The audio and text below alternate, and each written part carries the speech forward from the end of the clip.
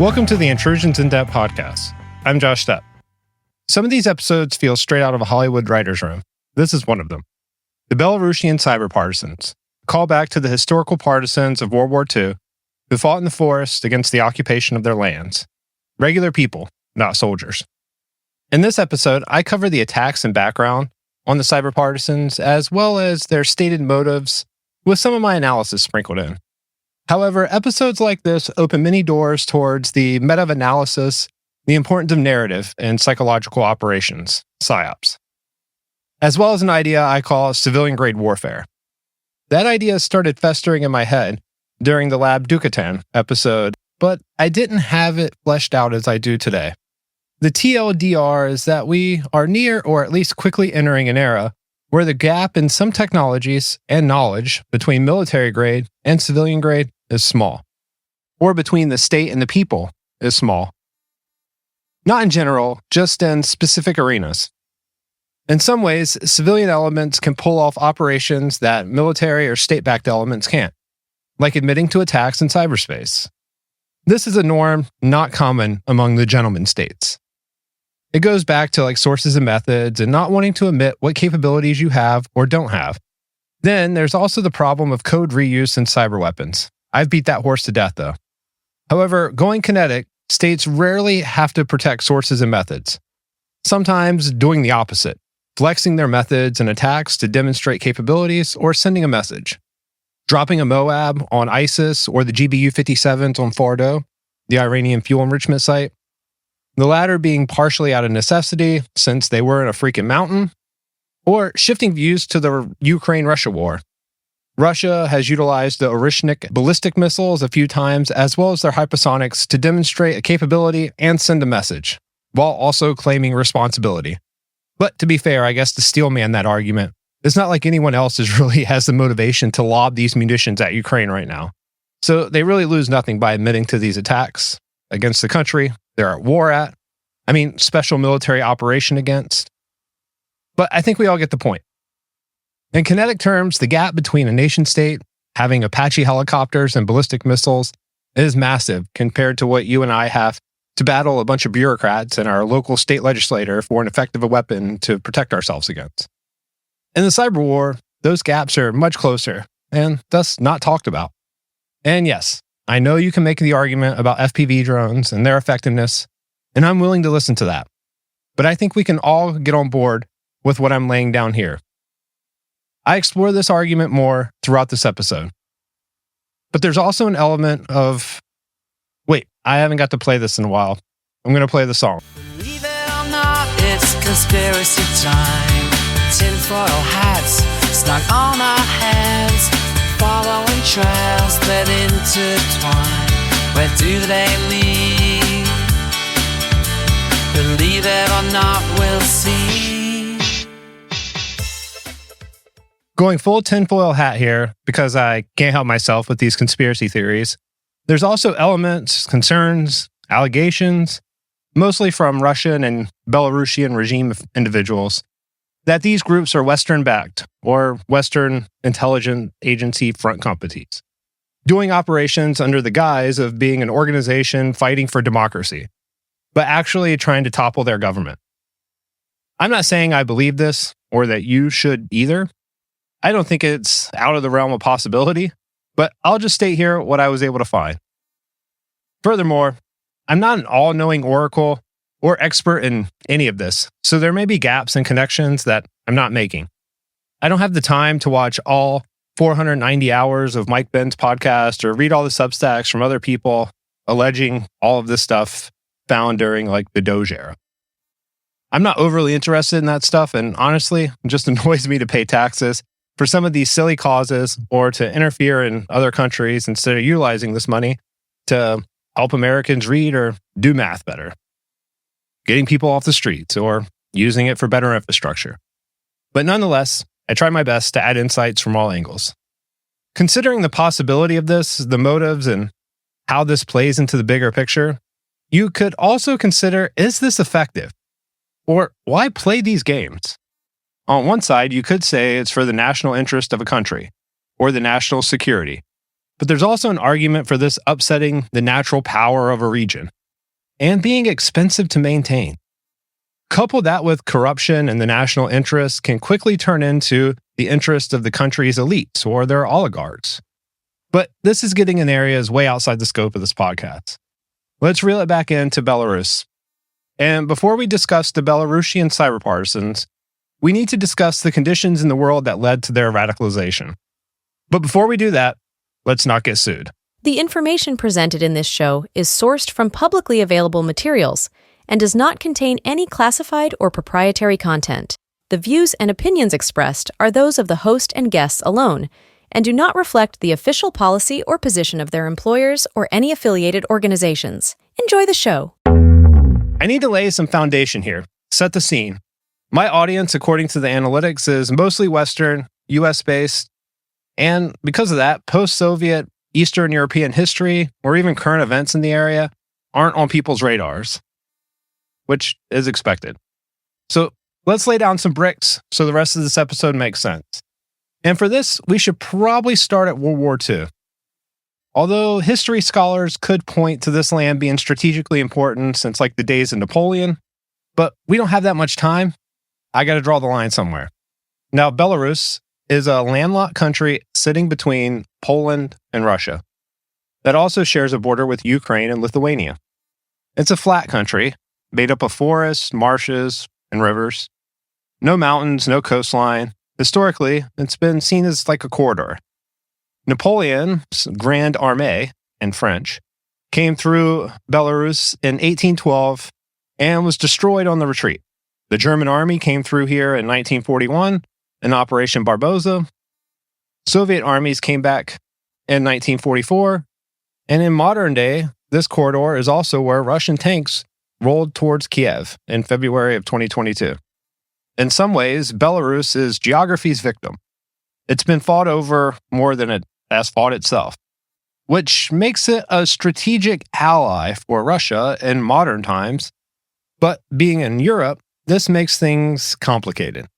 Let's go through some of the working facts too. The population is roughly like 9 to 9.5 million as of 2025, and this is declining slowly as it is in most of the Western world, with the fertility rate of 1.03 to 1.2, well below the replacement rate. The area of the country is 78,344 square miles, or roughly the size of Kansas. The population density is 44 people per square kilometer. It's sparse. Most people live in cities, especially Minsk. The capital, Minsk, is 2 million people or so, which is over like a fifth of the entire population of the country. The language game here is very similar to other post-Soviet nations. I saw this firsthand with my time in Ukraine. Russia is dominant in daily life and among social groups. If you live there and you're talking to your friends in a group chat or like over coffee, it's probably going to be Russian. Belarusian is the national language, but it's spoken less commonly, according to sources on the internet. And in Ukraine, all the people working in services for the businesses would start in Ukraine and then later switch to English when they realized that I was an American who could barely speak anything other than English and terribly broken Spanish. But they would switch from Ukrainian to Russian, depending on the setting, and it made things complicated as I was trying to pick up the language. Now, the government is a bit of a touchy subject, and I'm going to do my best to explain it as balanced and fair as I can, with the bias being that I'm an American dude who values freedom. So please keep that in mind. I want to be intellectually honest with all of you. Now, the government is authoritarian in practice, although there is some voting, but it doesn't really matter. We're getting there. Alexander Lukashenko, he has been the president since 1994, over 3 decades. And like most dictators, he has won every election that he has held, and always by extreme margins. Which this is easy when there's no free press, no independent observers, and no serious opponents, because all the serious ones are jailed or exiled. It's the Russian strategy. Now, being authoritarian, the economy is heavily state-controlled. Major exports, historically, include potash, oil products, machinery, and, until 2020, software. Roughly 70% of Belarus's trade is now to Moscow. post-sanctions. The religion is predominantly Eastern Orthodox. And as I think about Belarus, especially in the context of this episode, I frame it as Belarus is one of the few countries on Earth whose national identity is actually built around guerrilla resistant movements. Not a founding war, not a revolution. It was kind of a partisan war, fought in the forests during World War II against National Socialist occupation. I would say the N-word, but YouTube gets mad, and not that N-word, racist. Now, I know some people may point to the U.S. as being founded by guerrilla resistance over a war or revolution, but in my opinion, those were wars, and over 250 years ago. So work with me here. And let's touch on the partisan name and why picking it was such a great branding strategy for the movement, in my opinion. In World War II, Belarus suffered massive casualty numbers. Estimates of the dead range from 1/5 to 2/5 of the entire pre-war population. The largest credible figure is around 1.9 million people, and the highest goes past 3 million. Either way, this is a scale of loss that there's really no analog for in Western European memory, or in American memory for that matter. For example, France lost roughly 1.5% of its population in World War II. The United States lost about 0.3%. Belarus lost something between 20 and 40%. The Belarusian partisan movement was an enormous, sustained, brutal guerrilla warfare effort fought in the forests against World War II German occupiers. By the end of 1942, partisans controlled 30% of the occupied Belarusian territory. By 1943, they controlled 59%. And by 1944, the movement had grown from 12,000 fighters at the end of 1941 to 374,000, over 250,000 fighters. This is what the word partisan means in Belarusian. It does not mean an activist. It does not mean a rebel.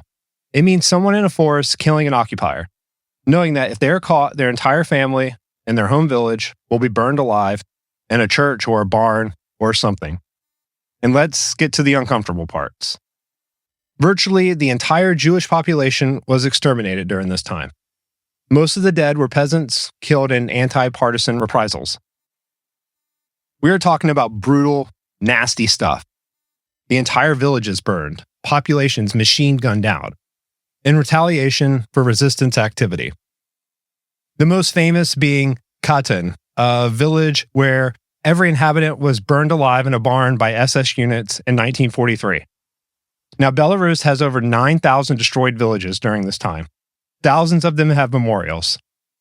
There's a bunch of villages that were burned with the populations still inside. Hardcore stuff. Now, these partisan battles, they weren't always clean. No conflict is. Let's not kid ourselves here. Some partisan units robbed and killed local peasants, adding to the burden of occupation.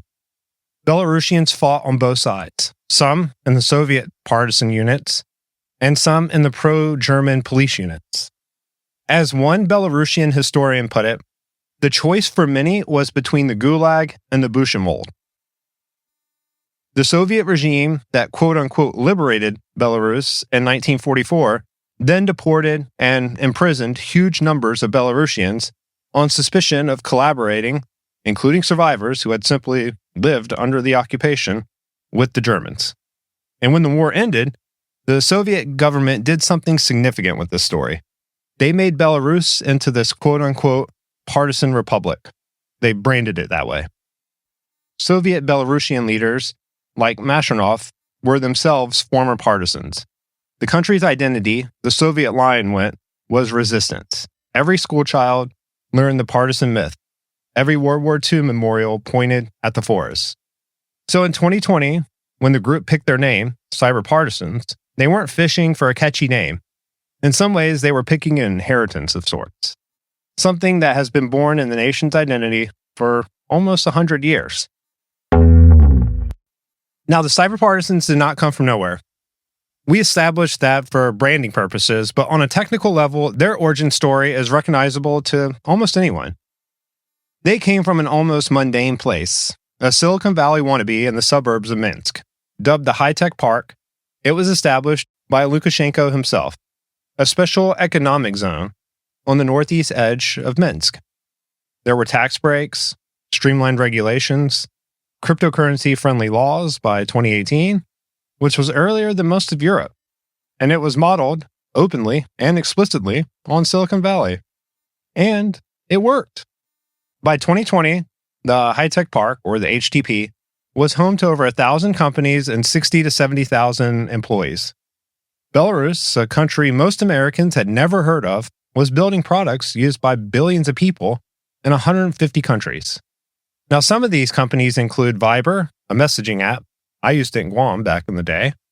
World of Tanks, which is one of the most played video games on Earth in the 2010s.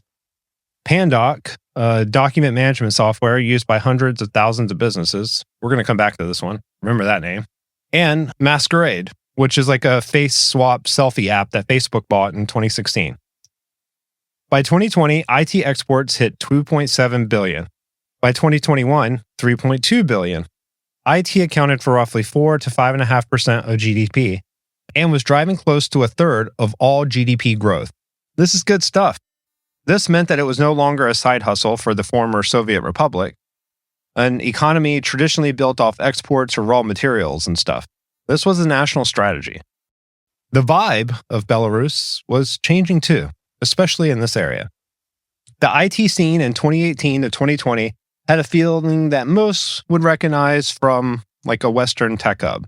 There was co-working spaces, coffee bars, company-branded swag, the t-shirt cults like Mark Andreessen and Peter Thiel romanticize, stand-up desks, and stock options. And more importantly, young people in their 20s making more money than their parents had ever seen. A 28-year-old software engineer in Minsk in 2019 was on a path that looked nothing like his parents' Soviet-era childhoods. He was thinking about which city he might do a vacation in. London, Berlin, Lisbon. He was not thinking about how to take down a state intelligence agency in 3 years, or where he might find some bread, like his parents. In February of 2020, 6 months before things fell apart, Secretary of State Mike Pompeo visited the high-tech park. He gave a speech, as you would expect, and he used words like inspired and extraordinary growth potential. He held it up as proof that Belarus could embrace, quote-unquote, forward-thinking economic policies and smart regulation, end quote. The motto for, like, Republican politics at the time in the United States. And I guess that's still kind of the slogan today. With the benefit of being Mike Pompeo, saying these words about Belarus is the equivalent of standing in, like, the ballroom of the Titanic and praising the engineering of, like, the bulkheads. This Silicon Valley moment was short-lived. 6 months later, the political crackdowns would begin, and the IT exodus would start. It's usually hard to pinpoint a specific point in time the vibe changes, but in this case, it's pretty clear. In September of 2020, Belarusian police raided Pandoc, one of the country's flagship companies, and arrested several employees. So you're probably thinking it's fraud, screwing the customers, stealing money from the government, and corruption through contracts. Maybe it's murder. Well, none of these would be true. The company's founder, Mikito Mikado, had publicly supported protests offering financial help to Belarusian security officers who quit in protest. So the regime came for his employees. Now the protests, you may be asking, they were in response to an election. I'm going to backtrack to that in a moment. Let me finish this thought first. But the regime sent a message to everyone with this movement. Your employer's politics are now your problem. Your money in Belarusian banks is our leverage. And your kid's school, well, that's also our leverage. Messaging like this is why everyone should have problems with centralized digital banking currencies, mass surveillance like flock cameras, and scenarios that look a lot like what Canada did when they went after their trucker protest and debanked a whole bunch of people. It only takes one crackpot to be elected for all of these government programs to be used against you. Furthermore, it's not like governments give back these rights after they take them from you. Anyway, we're getting on to soapbox territory, and that's not my point here. Estimates are all over the place and kind of hard to nail down. But by mid-2021, roughly 20,000 IT workers had left Belarus, which is out of an industry of about 124,000. So the cafes around the high-tech park went bankrupt.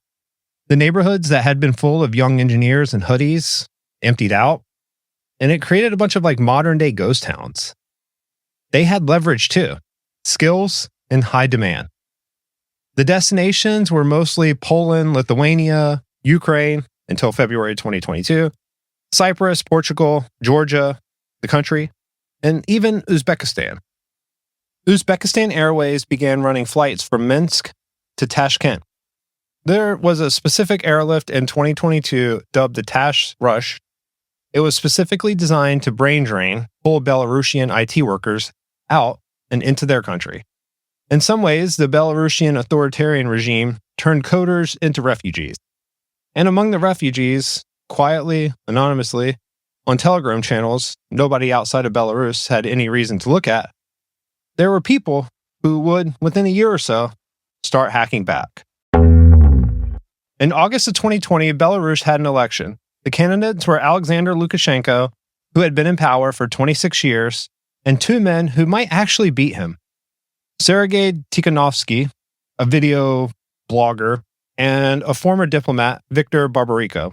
However, opposing authoritarians has its drawbacks. Usually you end up arrested, or in a lot of lawfare where novel ideas of crimes are being floated at you, or they just straight up throw you in jail. And in this case, it was no different. Both men were arrested by Lukashenko's regime before the campaign even began. Now, this sends a pretty serious message to anyone else considering a run against the incumbent. You got to ask yourself, is this really worth going to prison over? And in most cases, this solves the problem. Fear causes opponents to pursue other dreams.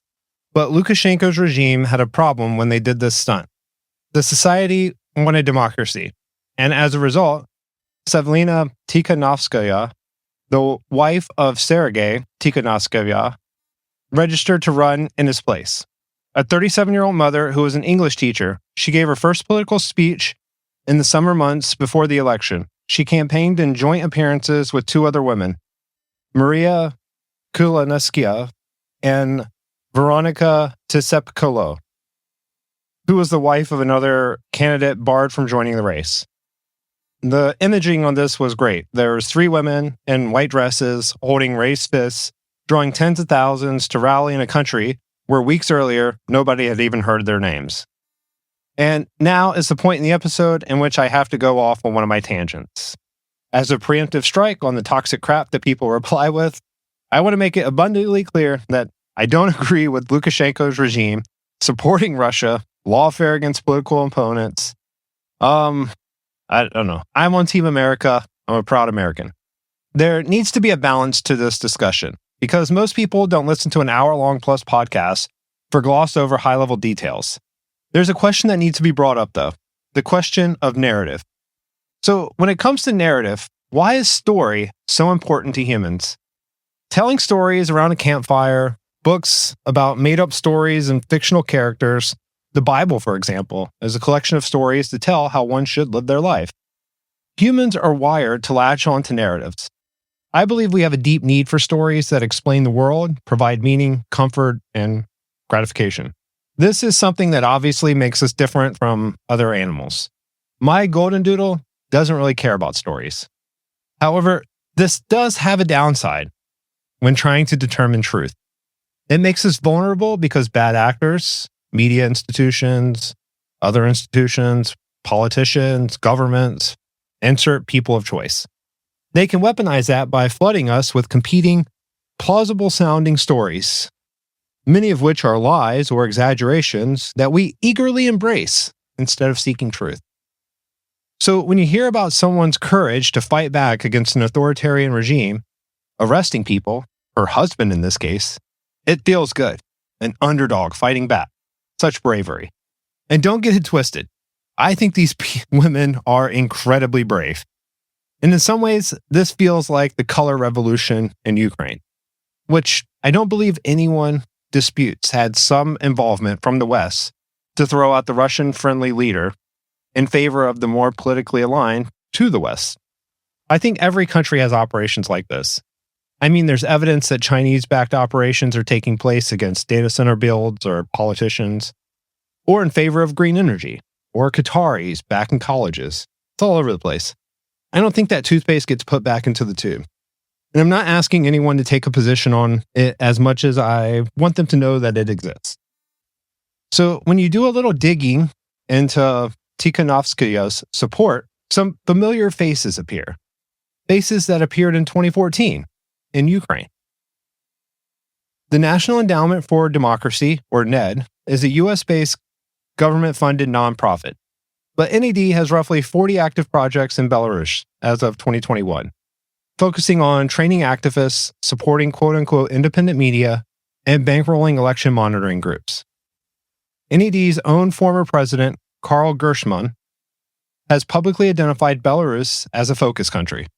There's a 2021 prank call with some Russian pranksters named Vovan and Lexus, and they call activist figures with fake premises. That's their whole spiel. Well, the NED's Belarusian project manager, Nina Ognyanova, told the callers, quote, that a lot of people who have been trained by these hubs have now taken the flag and started to lead in community organizing, end quote, during the protests. Now, most took this as an admission of the NED training protesters. And to their credit, the NED has not seriously contested the content of those remarks either. USAID also ran ongoing civil society programs in Belarus. The stated goals were training, small grants, professional exchanges, and support for legal assistance providers. When the Trump administration dismantled USAID in early 2025, Belarusian opposition groups openly admitted that they would lose 50 to 80% of their operational funding. So this tells you, retroactively, how much government funding was going into this. And there's also Radio Free Europe or Radio Liberty Belarusian service. They are known to be partially US funded and have been the primary information channel for the opposition to Lukashenko. I also wonder how many people actually listen to this. It's important to note that none of this is hidden. All of it's in the open. None of this is denied by any party. The US government openly considers quote-unquote democracy promotion in authoritarian states a legitimate foreign policy goal and runs programs to do it. This isn't small donations. The State Department's website says the following, quote, in support of the Belarusian people and civil society since August 2020, the United States has provided more than $140 million in total U.S. assistance. The United States also provided $1.5 million to support investigations and case building and a survivor-centric approach according to international best practices, and over $1.1 million in public diplomacy grants to support initiatives ranging from preservation of Belarusian culture and identity to teaching English to medical professionals and helping women entrepreneurs grow their business, end quote. I'll link through to all of it as well. I'm not taking a position on it either. You're all grown-ups, and you can do with that with what you want. Some people like that we're giving money abroad to push the American way of life. Others people see it as a grift to pay off corrupt people, both domestically and abroad, while the American way of life goes down under a looming debt crisis. There's also some allegations that are alleged, but not really supported. I want to include them so we are all balanced. Now, Sergei Naryshkin, head of Russia's Foreign Intelligence Services, the SVR, claimed in 2020 that, quote, fighters from renewed Belarus are trained in Poland, Georgia, Ukraine, and the Baltic states with participation from instructors from the CIA and the Pentagon, end quote. Essentially, the Russians believe that NED and USAID to be extensions of the CIA and Pentagon after they got scolded for their Iran-Contra operations during Reagan's time.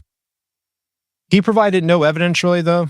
It's also worth noting that Russian intelligence chiefs have made versions of this claim about every post-Soviet protest movement since 2003. Maybe there's something there. Maybe it's a matter of opinion. Lukashenko personally, in April of 2021, claimed that he was the target of a U.S.-backed assassination plot. He produced no evidence. White House Press Secretary Jen Psaki denied it with a quote, I can confirm that has no basis in fact there, end quote. Senior Belarusian opposition leaders also dismissed it. The evidence trail led to a Zoom call among Belarusian opposition experts and former law enforcement officers in exile. Essentially, it was like a conversation, not really a conspiracy. And if you are talking about assassinating someone on a Zoom call, might not be the best idea. The Belarusian Investigation Committee, an organization in Lukashenko's regime, has on at least one occasion used a photograph of an opposition politician shaking hands with Hillary Clinton as criminal evidence of foreign coordination. I could probably make a joke there, but I don't know how I feel about the curse, so I'm just going to leave it there. I think the TLDR for this, and in an effort to be balanced, is something along the lines of the United States openly funds Belarusian opposition organizations through programs like NEID and USAID, and has so for years. And this is all public and not denied. The Lukashenko regime and the Kremlin behind it have used this real, documented funding as a basis for larger, unsupported claims that the 2020 protests were a foreign organized regime change operation. The first is true. The second has really never been demonstrated, but could be true, or rhyme with true. The 500,000 Belarusians in the street of Minsk in August of 2020, I'm getting there, they didn't really need American instructions to know that their election had been stolen. And let's get to that right now. I think I've got my point across here. On Election Day, August 9th, 2020, the voting was, by every credible account, a fraud. The Central Election Commission announced Lukashenko had won by a whopping 80.1% of the vote. Tikhanovskaya was given 10.1%. Independent counts told a completely different story. The monitoring organization Golos, which collected over 1 million ballot images submitted by voters, calculated Lukashenko had only gotten 10% of the vote. The official numbers had been reversed. The country exploded in unrest. Turns out the public wants to have their voice in the government if you give them a chance to vote. You can't claim democracy and expect people to ignore it when this isn't the case. The central premise of democracy is that each person gets a say in how the government is run. Well, the unrest resulted in protests, the biggest protest in Belarusian history, the largest in really any post-Soviet country in decades. Estimates of peak crowd sizes ran past 50,000 people. Now, this is a country of 9 million. 1 in 18 Belarusians were in the street. The government responded with a level of violence that Belarus had not seen since the Soviet era as well. The normal anti-riot measures, stun grenades, rubber bullets, water cannons, was all deployed, but escalating to, at least in one case, of live fire. Police acknowledged shooting a protester in Brest near the Polish border. That's a city. There were also police vans that pulled up in crowds, and men in black balaclavas dragged protesters inside of them. There was also internet blackouts, state media silence. And when the dust settled, by the end of the first week, there were 6,700 arrests. And by the end of the second month, there were 13,000 arrests. Now, downstream of this is people being held in detention centers. And no country really has the infrastructure for a sudden influx of arrests. This usually leads to terrible human rights abuses. There's a lot of accounts that I could use here, but I don't want to get bogged down here as it can get graphic. The most famous facility was the Orestina detention center in Minsk. Protesters who emerged days later told the same story over and over again. Cells designed for 4 people that ended up holding 40. People were being forced to stand for days. Beatings on the way in, beatings on the way out, beatings for no reason. The sound of screaming from other cells all night. Some protesters were released with welts that ran from their shoulders to their ankles in parallel lines, like those from baton strikes. And Human Rights Watch documented credible torture accounts. Doctors at hospitals in Minsk treated wounds. Photographs leaked of Belarusians showing their bruises in the street. Now, outside the detention center, hundreds of relatives gathered every day, trying to find out if their family members were inside. Mothers brought food, wives brought clean clothes, and some had been waiting for days, not knowing if their loved one was alive. Happening at the same time were strikes. Workers at major state-owned factories began walking out, including Belaruskali, the world's 5th largest potash producer and one of the regime's biggest cash cows. It's fertilizer. Now, state and TV employees also walked out on the job in mid-broadcast.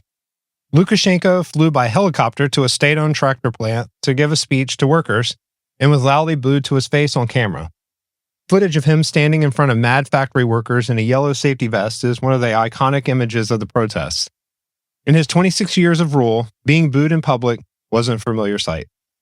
So him and his regime leaned into violence, and the show of violence, like some straight-up Hunger Games propo, making them hurt and filming the beatings.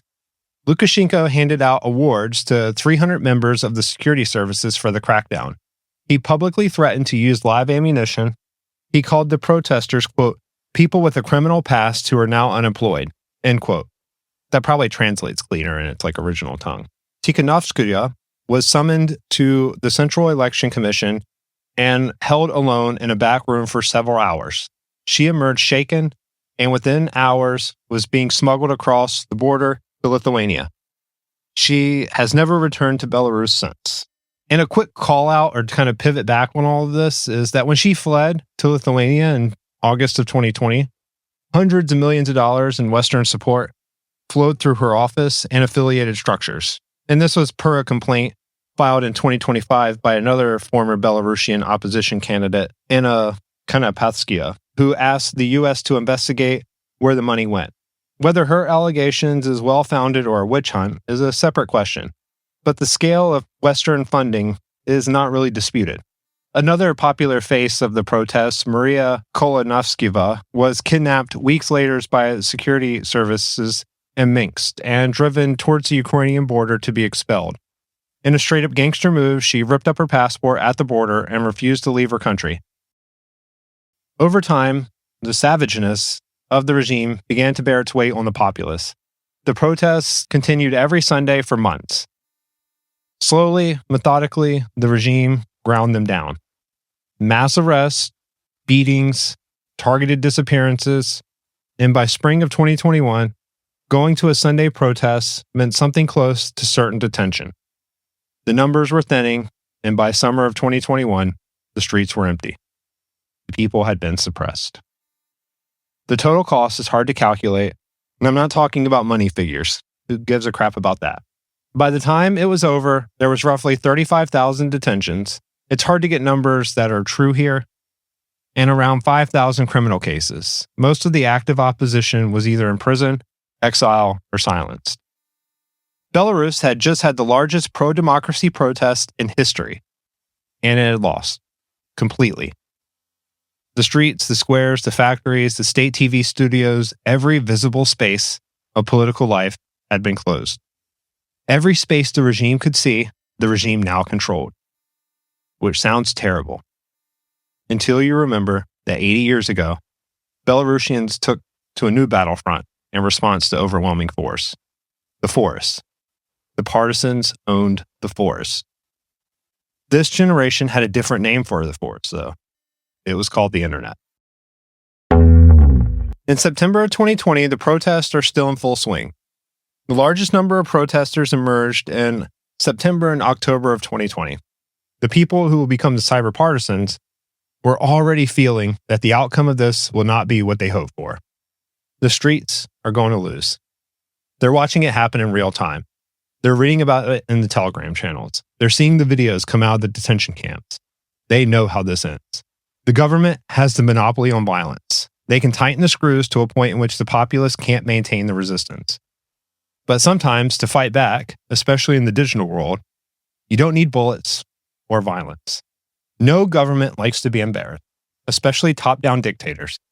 So when a small group of anonymous IT workers gained entry into the networks of the Belarusian national TV, the state media broadcasts, and streamed videos of protesters getting beaten by police, along with overlays explaining what was happening and how citizens could resist as well, it became an origin story. For a few moments, the state's propaganda was challenged in the open. This is when the core team formed, the team that would later become the Cyber Partisans. 3 to 5 people, that is the entire organization at its inception. They had no name yet. They had no plan beyond their next attack. They had day jobs. Most of them had families, and several of them had already left Belarus, or was about to. None of them were professional black hats or pen testers or anything like that. The cyber partisans are not, in the figurative sense, hackers. They are software engineers, app developers, cloud infrastructure people, database admins, the skills to build and maintain computer systems. However, anyone who has spent time defending against attackers or dipped their toes in it themselves knows that this knowledge makes things a pain in the for defenders. The attackers know the internals of a system, application, etc. Things can get really, really bad fast if you're trying to defend it. In this case, the people who would go on to be the cyber partisans had spent their careers building exactly the kind of infrastructure that they were about to start tearing apart. In September of 2020, the group went public. On their Telegram channel, they posted a manifesto of sorts, except it explicitly stated what they're not going to do. I'll read it here. Quote, "We do not want to collect donations, create our own cryptocurrency, write manifestos, PR using the achievements of other teams, compete with other teams, and old Telegram channels. And most importantly, we do not want ordinary people to suffer because of the actions of the cyber partisans." End quote. The last sentence is why I followed the group and chose to do this episode. We do not want ordinary people to suffer because of the actions of the cyber partisans. Going back to my earlier statements about how dangerous narrative can be, sure, maybe I'm falling for the propaganda as well, but nonetheless, it makes for a good story. And for that matter, this illustrates the effectiveness of cyber warfare. I haven't fleshed this thought out fully, but it's good enough for right now, being that I did bring up the narrative meta angle already. But one aspect of cyber warfare, when done effectively, is really based on attacking the lizard brain lower levels of human condition. The pig dogs, as Self and Delmar, the World War II propagandists, would say. Embarrassing the leader, which, although I'm not a behavioral psychologist, I can't understand how it strikes a nerve for the leader to be seen as incompetent amongst the followers.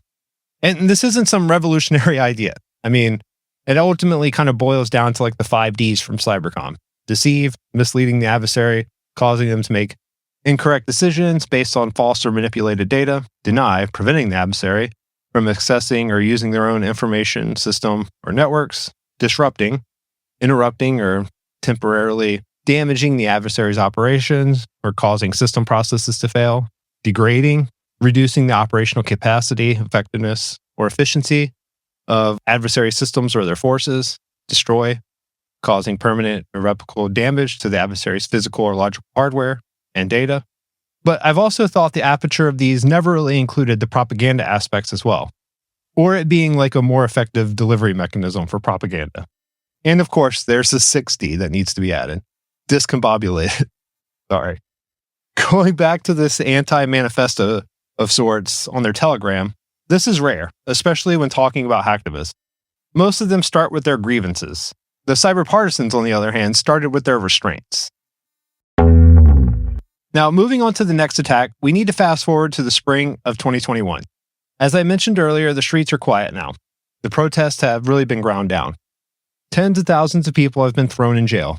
The cyber partisans are no longer running prank operations on state-owned TV. They're deep inside the regime's information systems, and they're starting to leak the nuggets they find. This is strategy shift. Maturity of TTPs. The first attack was theater, embarrassing the regime. The second attack was focused on exposure of how the regime truly is. In general, all governments have an element of this opaqueness. But when you narrow down to authoritarians, it tends to be more elements of opaque. It's corrupt, but you don't know how. You suspect the security services have secret apartments, but you don't know where. You assume the KGB has a list, but you don't know whose names are on the list. Well, the cyber partisans set out to answer every single one of those questions. Over the course of 2021, they breached the internal databases of the Ministry of Internal Affairs, the police, the passport issuing system of the entire country, the traffic police database, the KGB's internal apartment registry. This is a database of safe houses and operational addresses, and the audio recording archives of internal police communications. And when they got into the passport database, they obtained copies of every passport in Belarus, including biometric data, addresses, and photographs. The cyber partisans published the passports of specific regime figures only. And beware, I'm going to butcher these names. Lidzia Yarmanoshka, the chair of the Central Election Commission, who certified the rigged 2020 election, had their passport published. Natalia Kashnova, a Lukashenko loyalist serving as the head of the upper house of parliament. Ivan Turstel, the head of the KGB. Every passport they published was a person who had power in the regime, not private citizens. The rest of the data, millions of ordinary Belarusian passport details, they sat on. They did not dump them. They did not sell them. They saw it as leverage, held in reserve. Moving over to the KGB apartment fund, the cyber partisans obtained the internal database of every apartment owned or used by the KGB for operational purposes. We're talking safe houses, surveillance apartments, accommodations for informants, and they published it. The KGB, in response, had to physically relocate all of these operations. Every safe house had to be moved. Every surveillance apartment had to be set up somewhere else. On the cyber warfare front, doing operations like this is effective because it bleeds your enemy of resources. If they want to maintain the same operations in the future, they have to move things around and get all that infrastructure reset up. You might say it's asymmetric AF, trademarked. Now, the response from the regime is one that you would expect. The Belarusian KGB chief goes on state television and blames quote-unquote foreign special services. This is another name for like Western agencies, CIA, MI6. It's a bit of a nebulous term, as they didn't really know who to blame. Or to steelman the argument, it's not unheard of for those organizations to work together, I guess. On the other side of the argument, he does not name the actual attackers because the actual attackers are politically unthinkable to his cause, according to the narrative of the cyber partisans.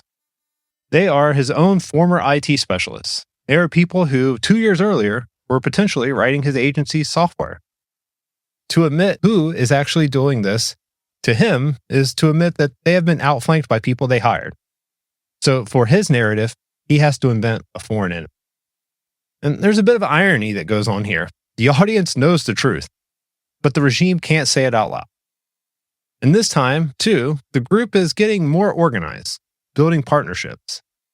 They quietly start working with Bipol, a group of former Belarusian security service officers who resigned in protest after the 2020 crackdown.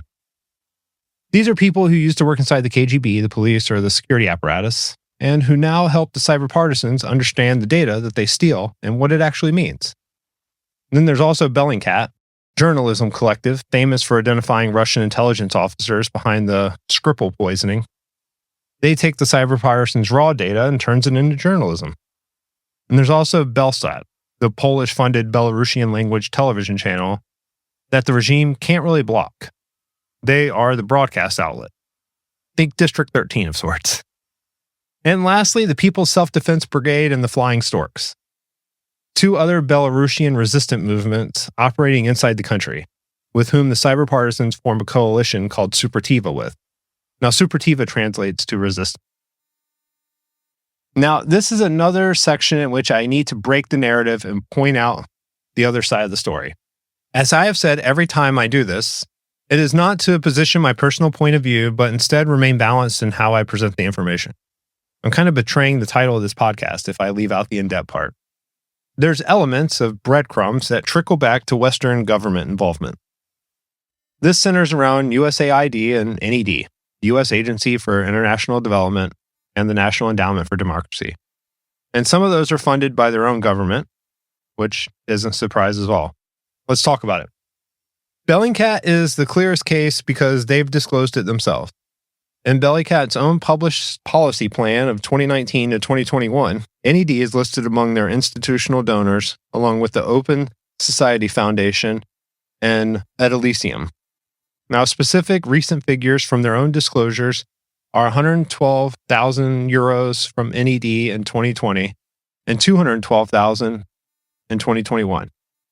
They've also received money from the Dutch Postcode Lottery, the UK Foreign, Commonwealth and Development Office via the Open Information Partnership, an organization called the Zinc Network, which is a UK-US government-funded private contractor, and at least 160,000 over multiple years from the Zinc Foundation, and from other various e-institutes. To be fair, their public position is NED money was specifically used for training Russian language journalists in verification and open source investigation. And they argue editorial independence is preserved by funding diversification. About a third of their budget historically has come from grants like this, another third from training workshops, and the rest from various workshops. And just to be clear, that's their own framing. The fact that their funding exists is not in dispute. So maybe you don't have an issue with this funding as you see the work they are doing is good. Maybe you agree with the work they're doing, but wonder why they need tax dollars to do it. Or potentially you don't agree with it and don't like that your tax dollars are being used. Those are all possibilities and positions I guess you could have. Now, Belsat is another direct case. It's a subsidiary of TVP Poland's state broadcaster. It's funded by the Polish Ministry of Foreign Affairs with supplemental contributions from the governments of Sweden, Netherlands, Norway, and others. The annual budget peaked at 74 million PLN, or about 18 million USD, in 2023 and 2022, in response to the Ukraine war. But recently it's been cut to 40 million in 2024 under the Tusk government, prompting an outcry from European medium freedom groups. We could spend a lot of time talking about the stuff happening in Poland, but I fear this episode's going to be absurdly long as it is. There is also Radio Free Europe, or Radio Liberty, which I mentioned earlier. It's a congressionally funded broadcaster through the Belarusian Democracy Reauthorization Act of 2026, Public Law 109-480. It was signed on January 12th, 2027, and reauthorization happened because the original one, in 2024, needed to amend and strike the word radio broadcasting and insert radio and television broadcasting. They need more ways to spew that. Now, bringing it all back to the cyber partisans, their work has been amplified through all of it. Now, BIPOL is admittedly murky. They don't publish detailed financials, so we have to look at the operational facts that are public. It's headquartered in Warsaw, Poland, with members in Lithuania and the US. So you could say it's NATO aligned. It was founded between defected officers and Tikhonovka at the center of the Belarusian Solidarity in Warsaw. Tikhonovka is politically explicitly funded by Western governments, almost 200 million euros by the EU alone. Its leader, Alexander Azarov, sat on Tikhonovka's government in exile cabinet briefly, so there's connections there. BIPOL is embedded inside the Tikhonovka structure. Now, whatever specific grants do or do not flow to them directly, the organization exists because Poland and Lithuania provide them safe harbor, infrastructure, and political support. So then looking at this through the lens of like Russia or Belarus, they would consider those nations themselves Western state assets. Once again, it's not super clear, but one could argue they're roundabout ties.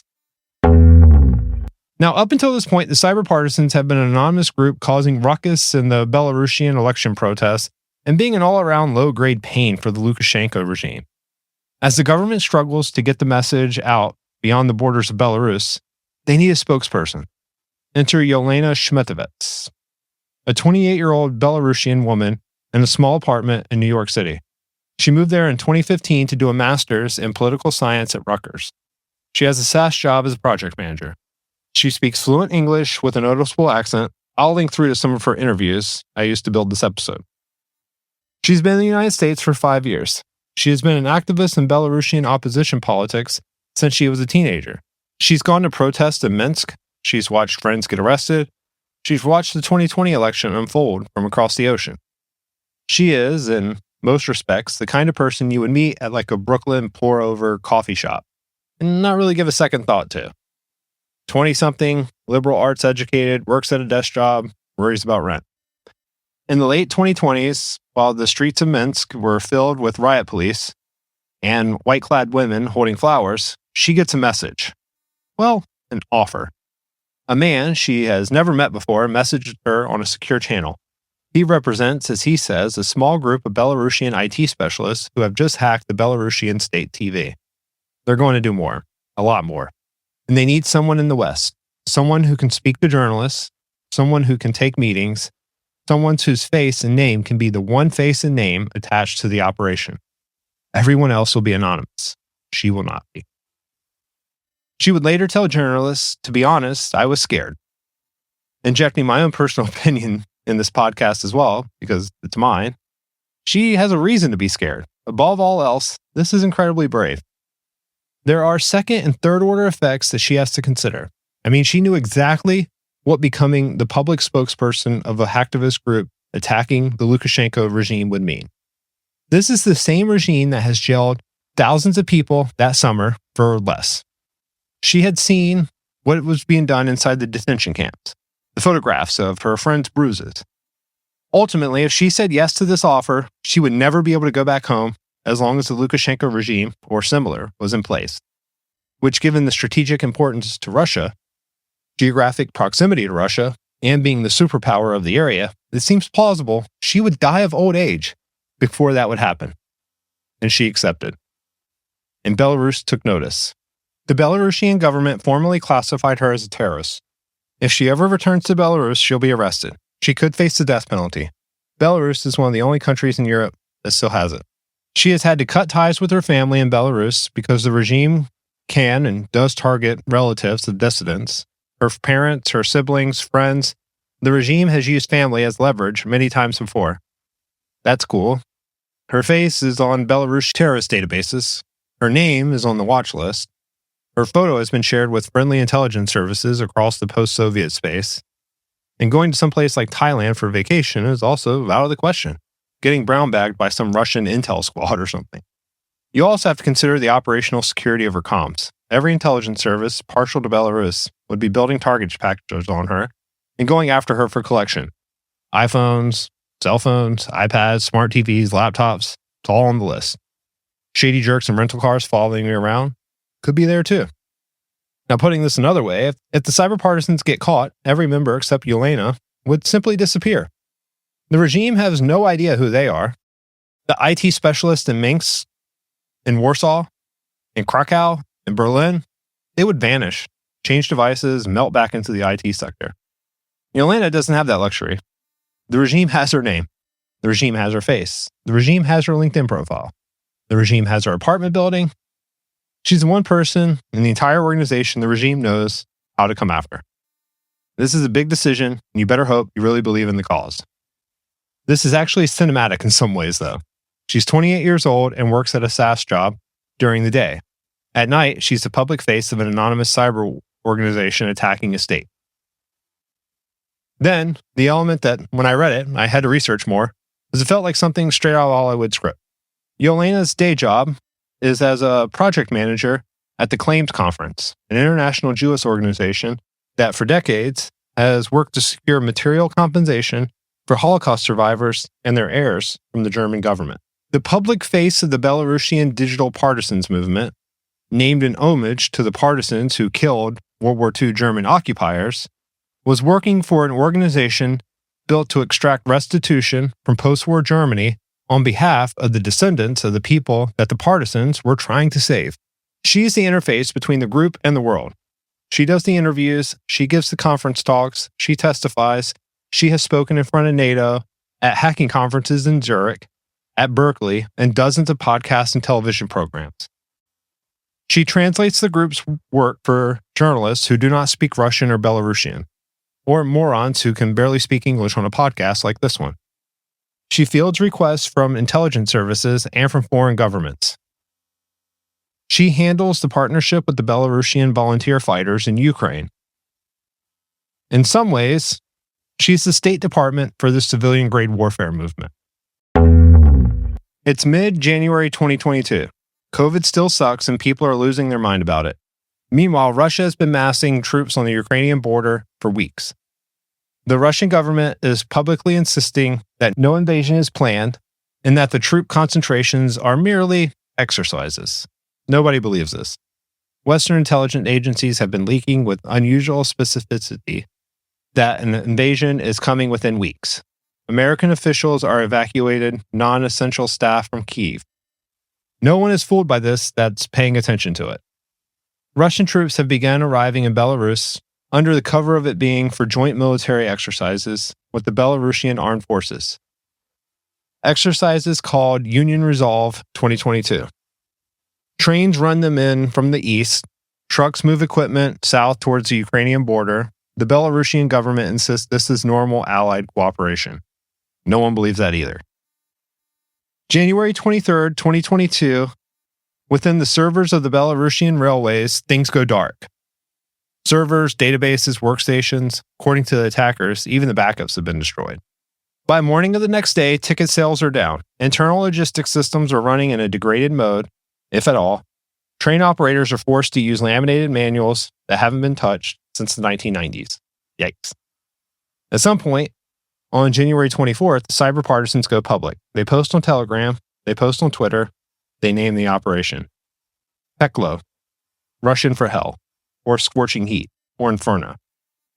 The Telegram post reads, translated, Belzadid, at the command of the terrorist Lukashenko, these days follows the occupied troops to enter our land. As part of the Peklo cyber operation, we encrypted the bulk of the servers, databases, and workstations of the Belazid in order to slow down and disrupt the operation on the road. The backups have been destroyed. End quote. Now notice the language here. Maybe I'm geeking out too much on this. The occupying troops. They're calling the Russian forces. Russia and Belarus are technically still allies at this moment, still in the Union state and still bound by every treaty in the post-Soviet world, but they're framing this as occupying troops. And then on Twitter, they start listing their demand. Quote, we have encryption keys and we're ready to return Belarusians' railroad systems to normal mode. Our conditions, release of the 50 political prisoners who are most in need of medical assistance, preventing the presence of Russian troops on the territory of Belarus. That's it. The entire ransom demanded 2 bullet points. No financial figure, no cryptocurrency wallet, no timelines, no threats of escalation, just 2 political conditions delivered with emojis on a public social media platform. And I realize this is going to make me sound like a weirdo who is literally spending too much time thinking about it, but this demand is really good propaganda. Looking closely at the game theory of it all, the Cyber Partisans didn't ask for all of the political prisoners. They didn't ask for 1,000 or so political prisoners. They asked for 50. Specifically, the ones most in need of medical assistance. This is a designed demand. It's engineering. It puts Lukashenko in a tough spot. Because if Lukashenko refuses, he's not refusing to release quote-unquote the opposition, Supertiva terrorist. He's refusing to release the sick and the dying. Specific people. People that citizens know. People named in regime medical files. People with cancer. People on insulin. People with serious infections. People who would die if they're not transferred to medical care. To say no to this demand is to say, I would rather these specific dying people die in prison cells than restore the railway. Or if he caves in, he looks weak, and that gives the Cyber Partisans a win. More ways to recruit, making his Supertiva problem much, much more. Chef's kiss. This is like 4D chess here. In Wired magazine, ransomware analyst Brett Callow captured the sentiment with the following quote. I believe this is the first time that non-state actors have deployed ransomware purely for political objectives. I find this absolutely fascinating. I'm surprised it didn't happen a long, long time ago. End quote. In response, the Belarusian State Railroad Company put out an official statement. The intrusion was minor. It affected only the issuance of electronic tickets. There were no damage to operational systems. Everything is fine. Nothing to see here. And within days, Radio Free Europe's Belarusian service publishes an interview with a former Belarusian railroad worker, speaking on the condition of anonymity, who simply says, quote, it was a serious blow. The systems are decrepit. The damage is real. The state railway is running on paper backups and personal cell phones. This is both sides of the incident. So in all honesty, either one could be lying.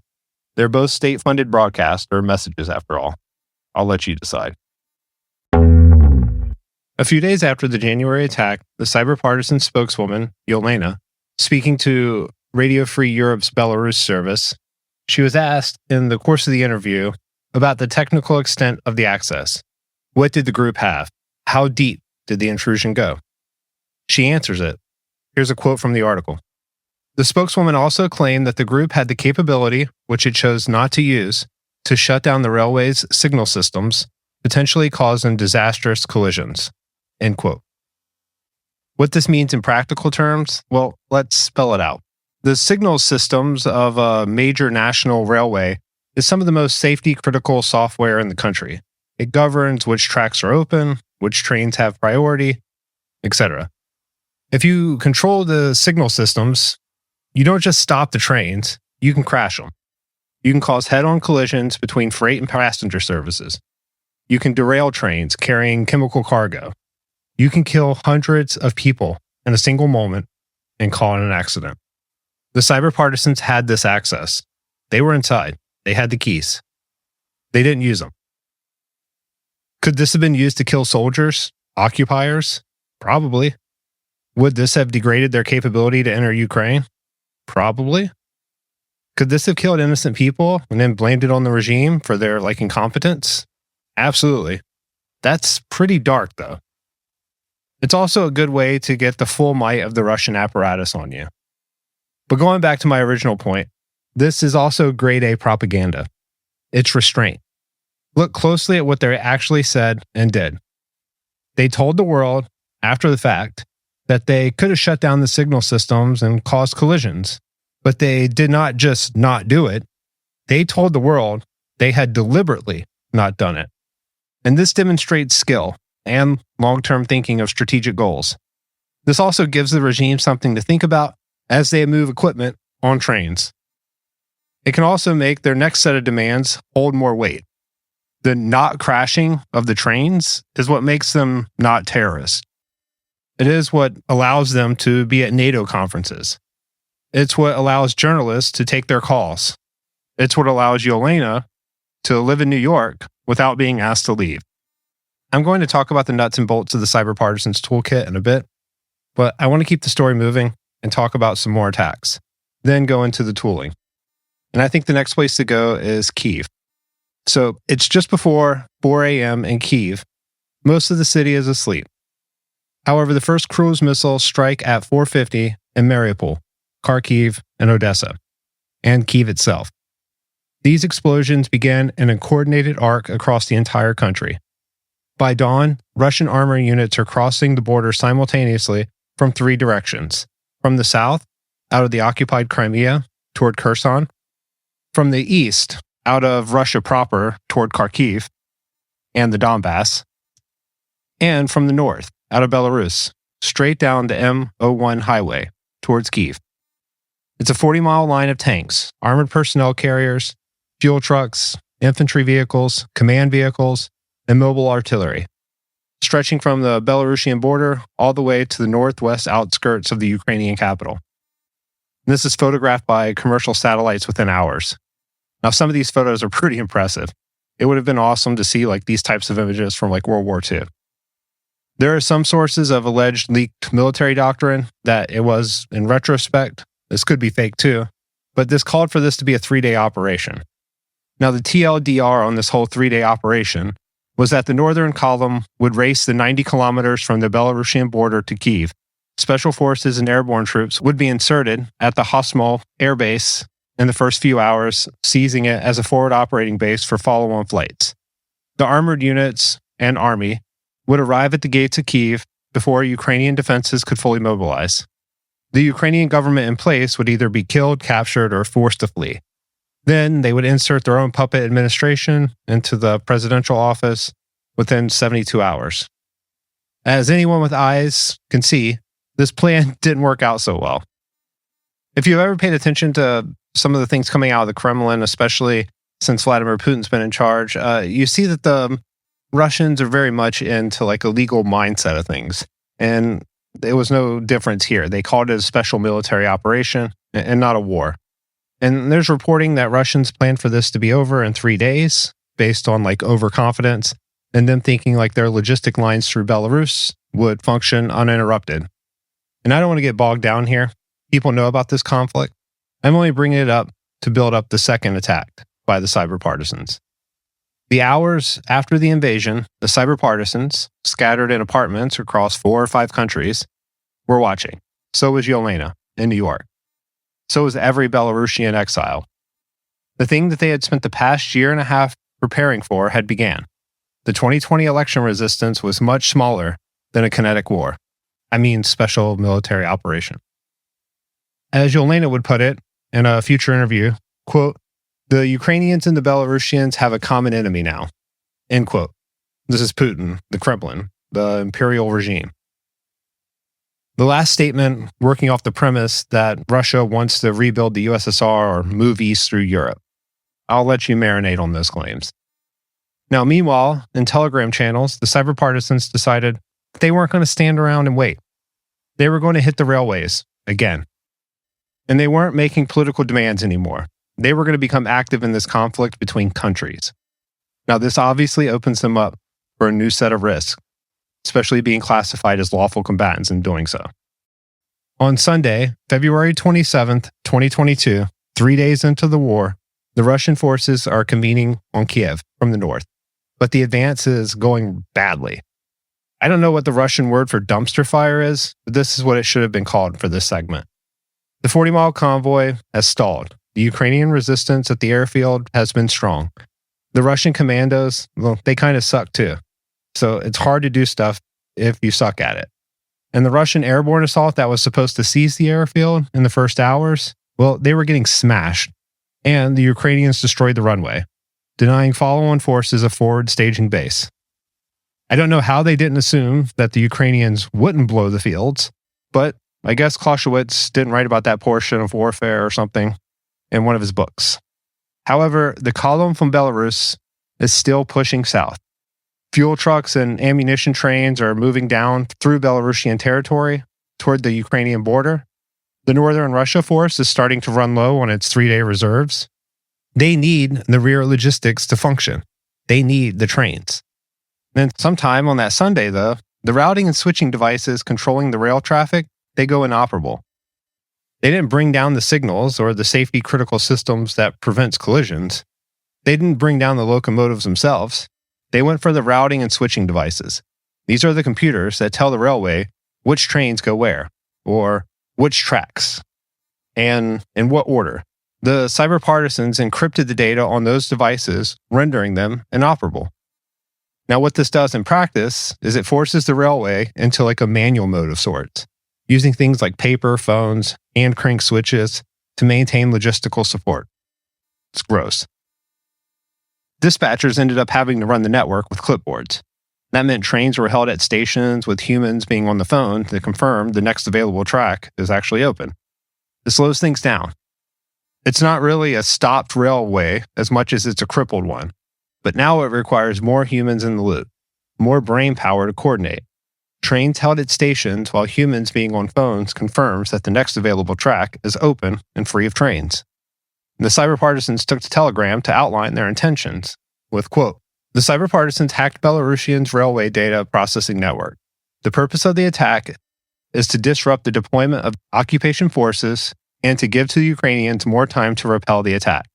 Now the Belarusian railway's data processing network is in a state of collapse. The railway switches to manual control mode, which will significantly slow down the movement of the trains, but it will not create emergencies. The internal network will be disabled until the Russian troops leave the territory of the Republic of Belarus and the participation of the military forces of Belarus in the fascist aggression stops." End quote. And I think this is a good time to talk about some of the verification problems that came up from Bloomberg. Quote, "Bloomberg News couldn't independently verify the hacking group's claims." End quote. And I want to make sure I'm doing the same here and being careful. In reality, the cyber partisans attack happened inside of an information environment the Lukashenko regime tries to control.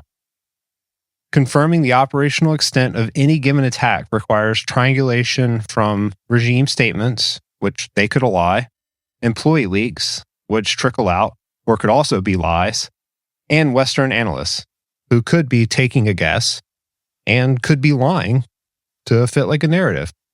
So if we use this like model of triangulation, we can do the following. A former Belarusian railway worker who ran a Telegram channel among current railroad workers reported that the train systems in Minsk and Orsha had been paralyzed. Independent Belarusian internet forums filled with citizens described disruptions to passenger trains in Minsk. And then there were several public-facing Belarusian railway websites that went offline simultaneously and remained inaccessible for an extended period of time. But what no one has really been able to quantify is the military effectiveness of these attacks. It's hard because there's a lot of moving pieces, and as I said earlier, it's hard to know if this had an effect or if the Russian assault was already falling apart because they suck and the Ukrainians were taking the fight back to them at this point. In other words, the cyber partisans claim that their attack contributed to the slowing of the resupply of Russian forces during the critical opening weeks of the assault on Kiev. But what is not in dispute, or I guess what is widely agreed upon, is that the Russian advance on Kiev stalled within the first 4 days. That 40-mile convoy never reached the city.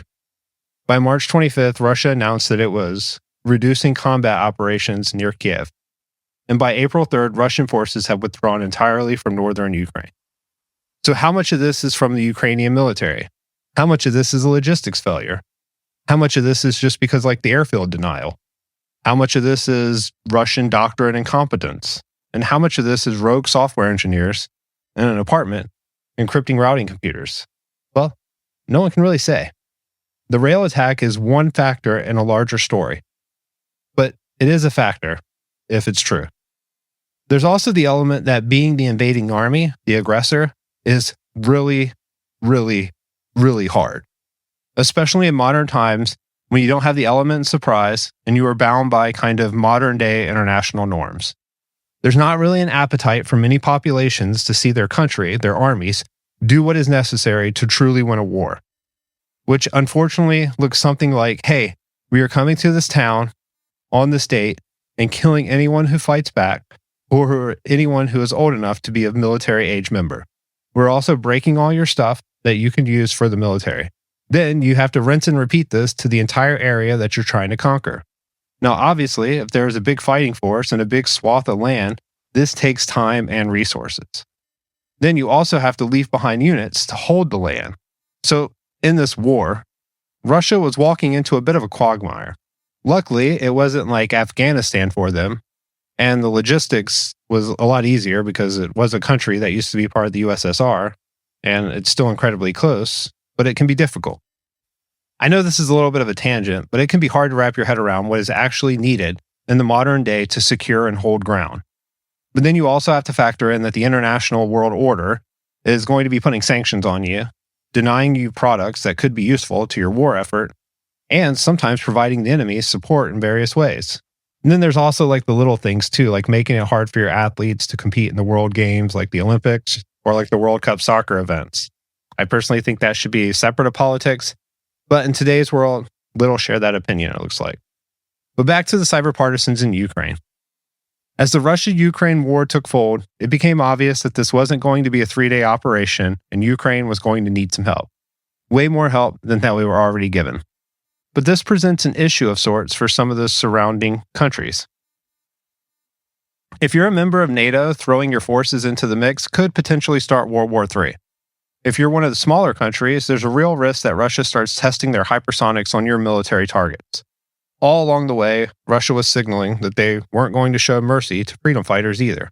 This isn't cosplaying Call of Duty, and your airsoft training means nothing right now.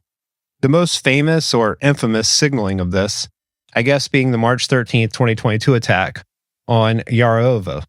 Russia hit the International Center for Peacekeeping and Security in Yarova in the Lviv region.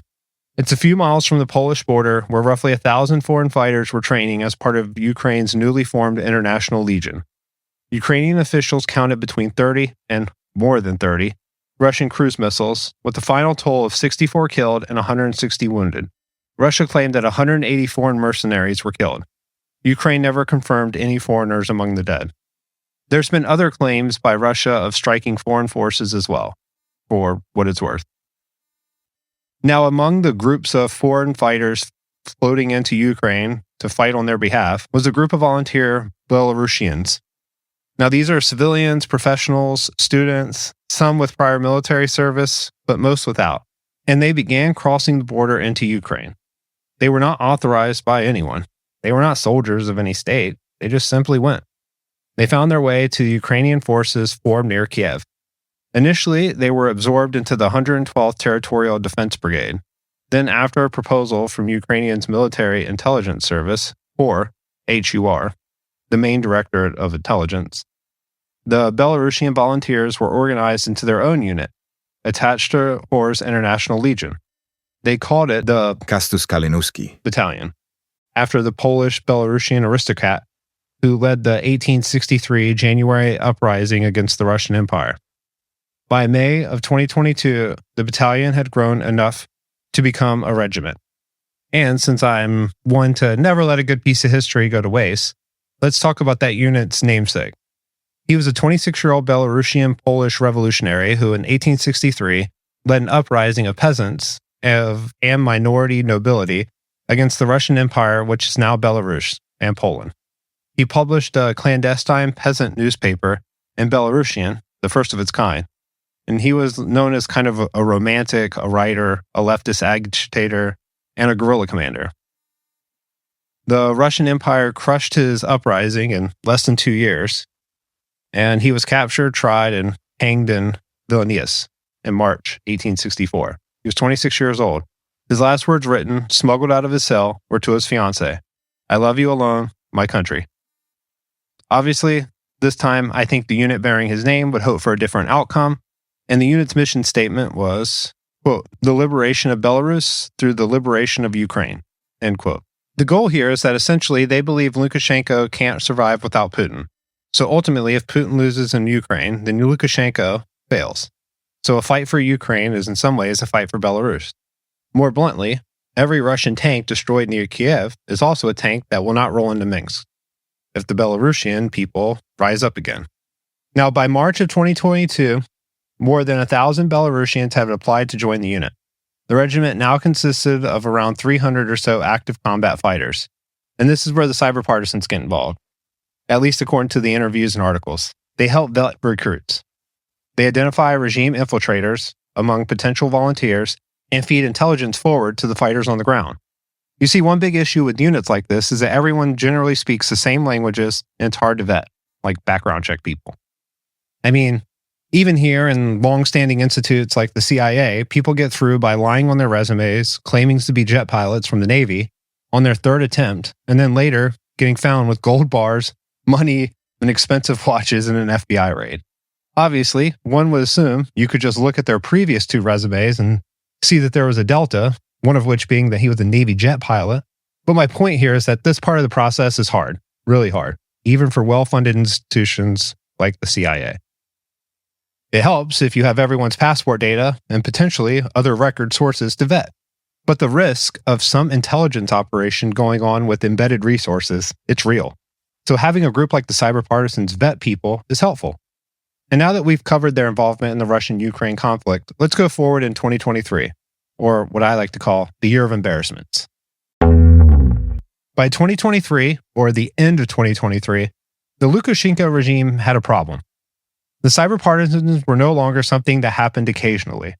They were slowly starting to become a fact of life for the regime. Every week or two, something else broke. Something embarrassing was dumped on Telegram. I'm going to rapid fire through these as there isn't much technical depth needed. Essentially, they broke into a network, they stole a database, they published it.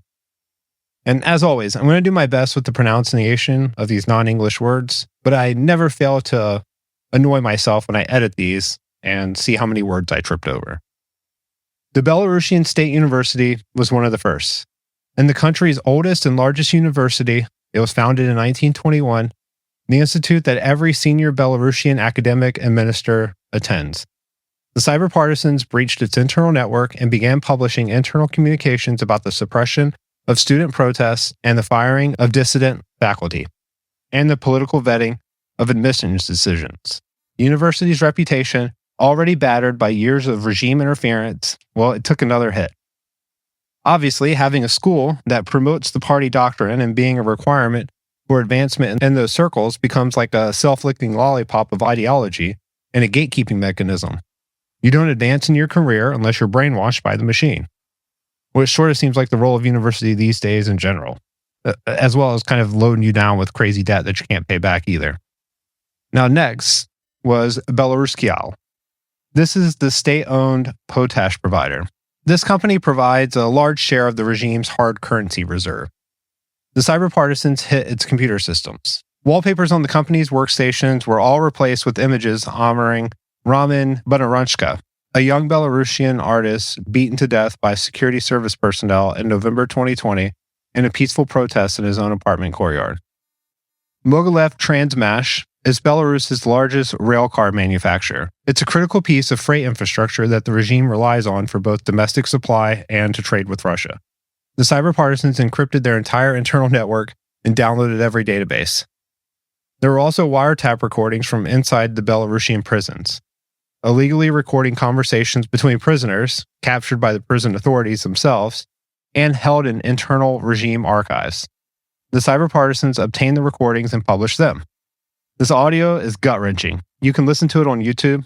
I would play it here, but I'm not getting a copyright strike for something that you need subtitles on. But it's detainees confiding to each other in cells that they didn't know were being recorded, debating whether to confess to false charges, whispering about the beatings they've taken, and what they're planning to tell their lawyers. There's also corrupt prison officials talking. Next was the Russian General Radio Frequency Center. This is kind of like the FCC here in America. It's the agency that licenses and monitors the radio spectrum across Russia, including for military communications.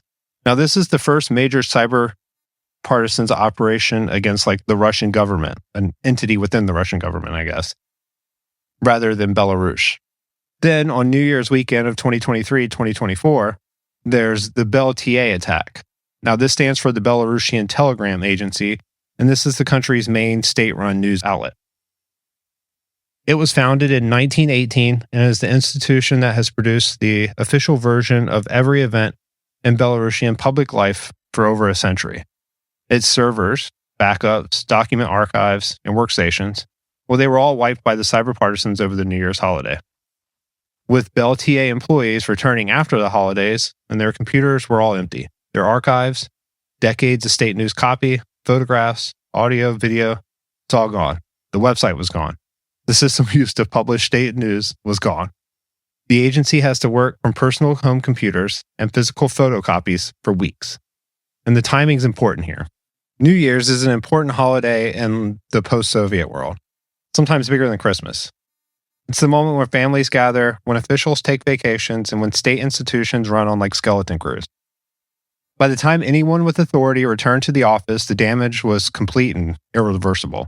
Chef's kiss. Obviously, I'm not advocating for pwning people's networks, and I wouldn't be happy if it happened to me, but you got to respect this level of planning and operational competency, much like the Aramco hits during Ramadan.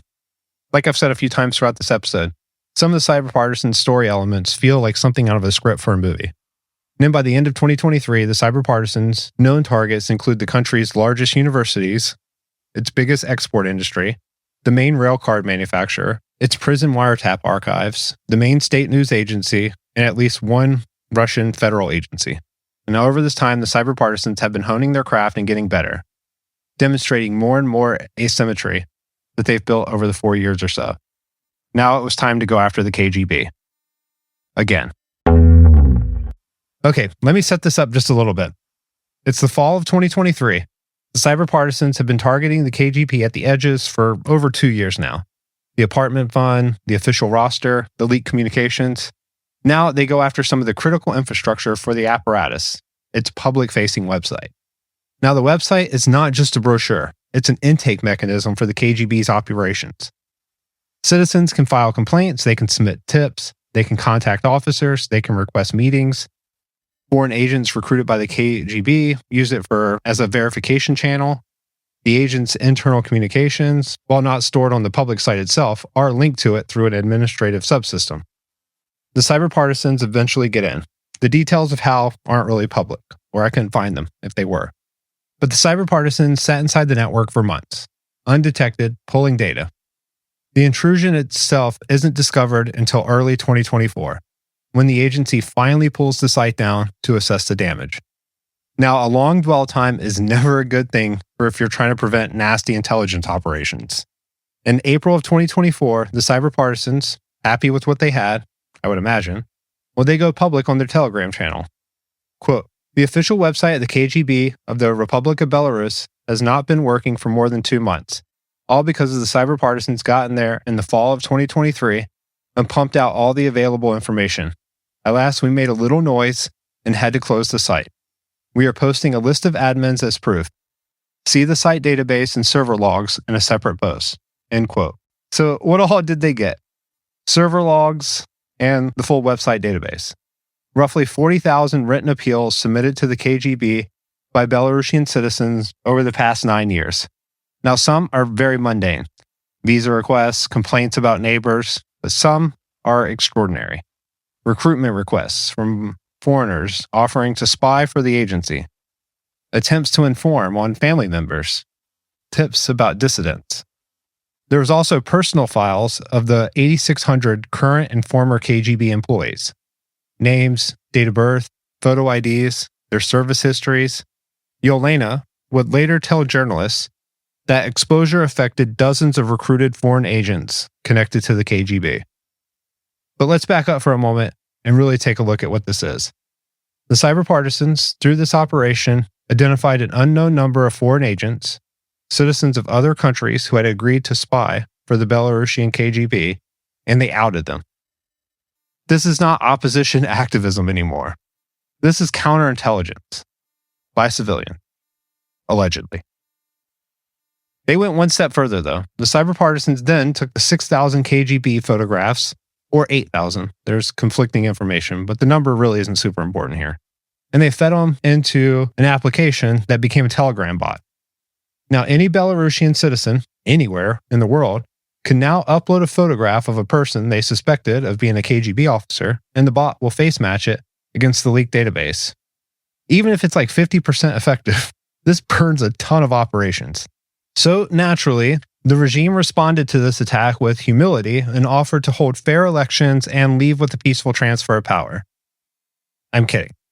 A few days later, before the partisans went public, Belarus actually issued an update to their military doctrine. They added a clause for the possibility of responding to a cyber attack on critical infrastructure with armed force. The technical term for this is going kinetic on some fools. I'm kidding, again. What this really means is that Belarus formally reserves the right to treat the cyber partisans as a military target, to consider their operations acts of war, justifying conventional military retaliation. So obviously, this group was starting to become a pain for Lukashenko and the status quo of Belarus, so much so that they felt the need to escalate. It's not often that countries put this sort of wording in doctrine. Authorize military action on non-state-backed offensive cyber operations. Some of the actors undoubtedly hold Belarusian citizenship. This isn't law enforcement responses either, arresting them and giving them like a crooked court case. This is using military force against them. It's kind of a big deal. Usually, it's frowned upon to kill citizens of your own country with the military, or even non-state entities with the military, at least officially speaking. Things get murky when you start fighting non-flagged military units. Once this kind of heat, though, enters the frame, other organizations take notice. Kaspersky, which I doubt anyone listening to this doesn't know, but is a Russian cybersecurity firm. Well, they wrote a write-up on the cyber partisans that drew some criticism, but highlights some of the tooling and TTPs that the cyber partisans used. And let's jump into that right now. We're getting into my favorite part of these episodes, the tooling and the analysis of the nuts and bolts of their operations. And for that, I'm going to be focused primarily on the report from Kaspersky. But let's do some quick caveats. First of all, the elephant in the room. Kaspersky is a Russian company based in Moscow, founded by Yevgeny Kaspersky, a man trained by the KGB affiliated cryptography school in the 1980s. The company has, for 30 plus years now, occupied a strange middle ground. Internationally respected for their technical work, but internationally suspected for its proximity to the Russian state. Second of all, the cyber partisans dispute some of the findings made by Kaspersky here and claim that the reason they published the report was because the partisans got around Kaspersky's security products. Both of these things are probably true in some varying degree. Interjecting my own 2 cents, reporting over the years has been solid from Kaspersky. The technical analysis is just as good as Mandiant, Uni42, Elastic Security Labs, Microsoft, Recorded Future, or the other players kind of in this space. But where they differ is that they don't have the same interest as Western companies.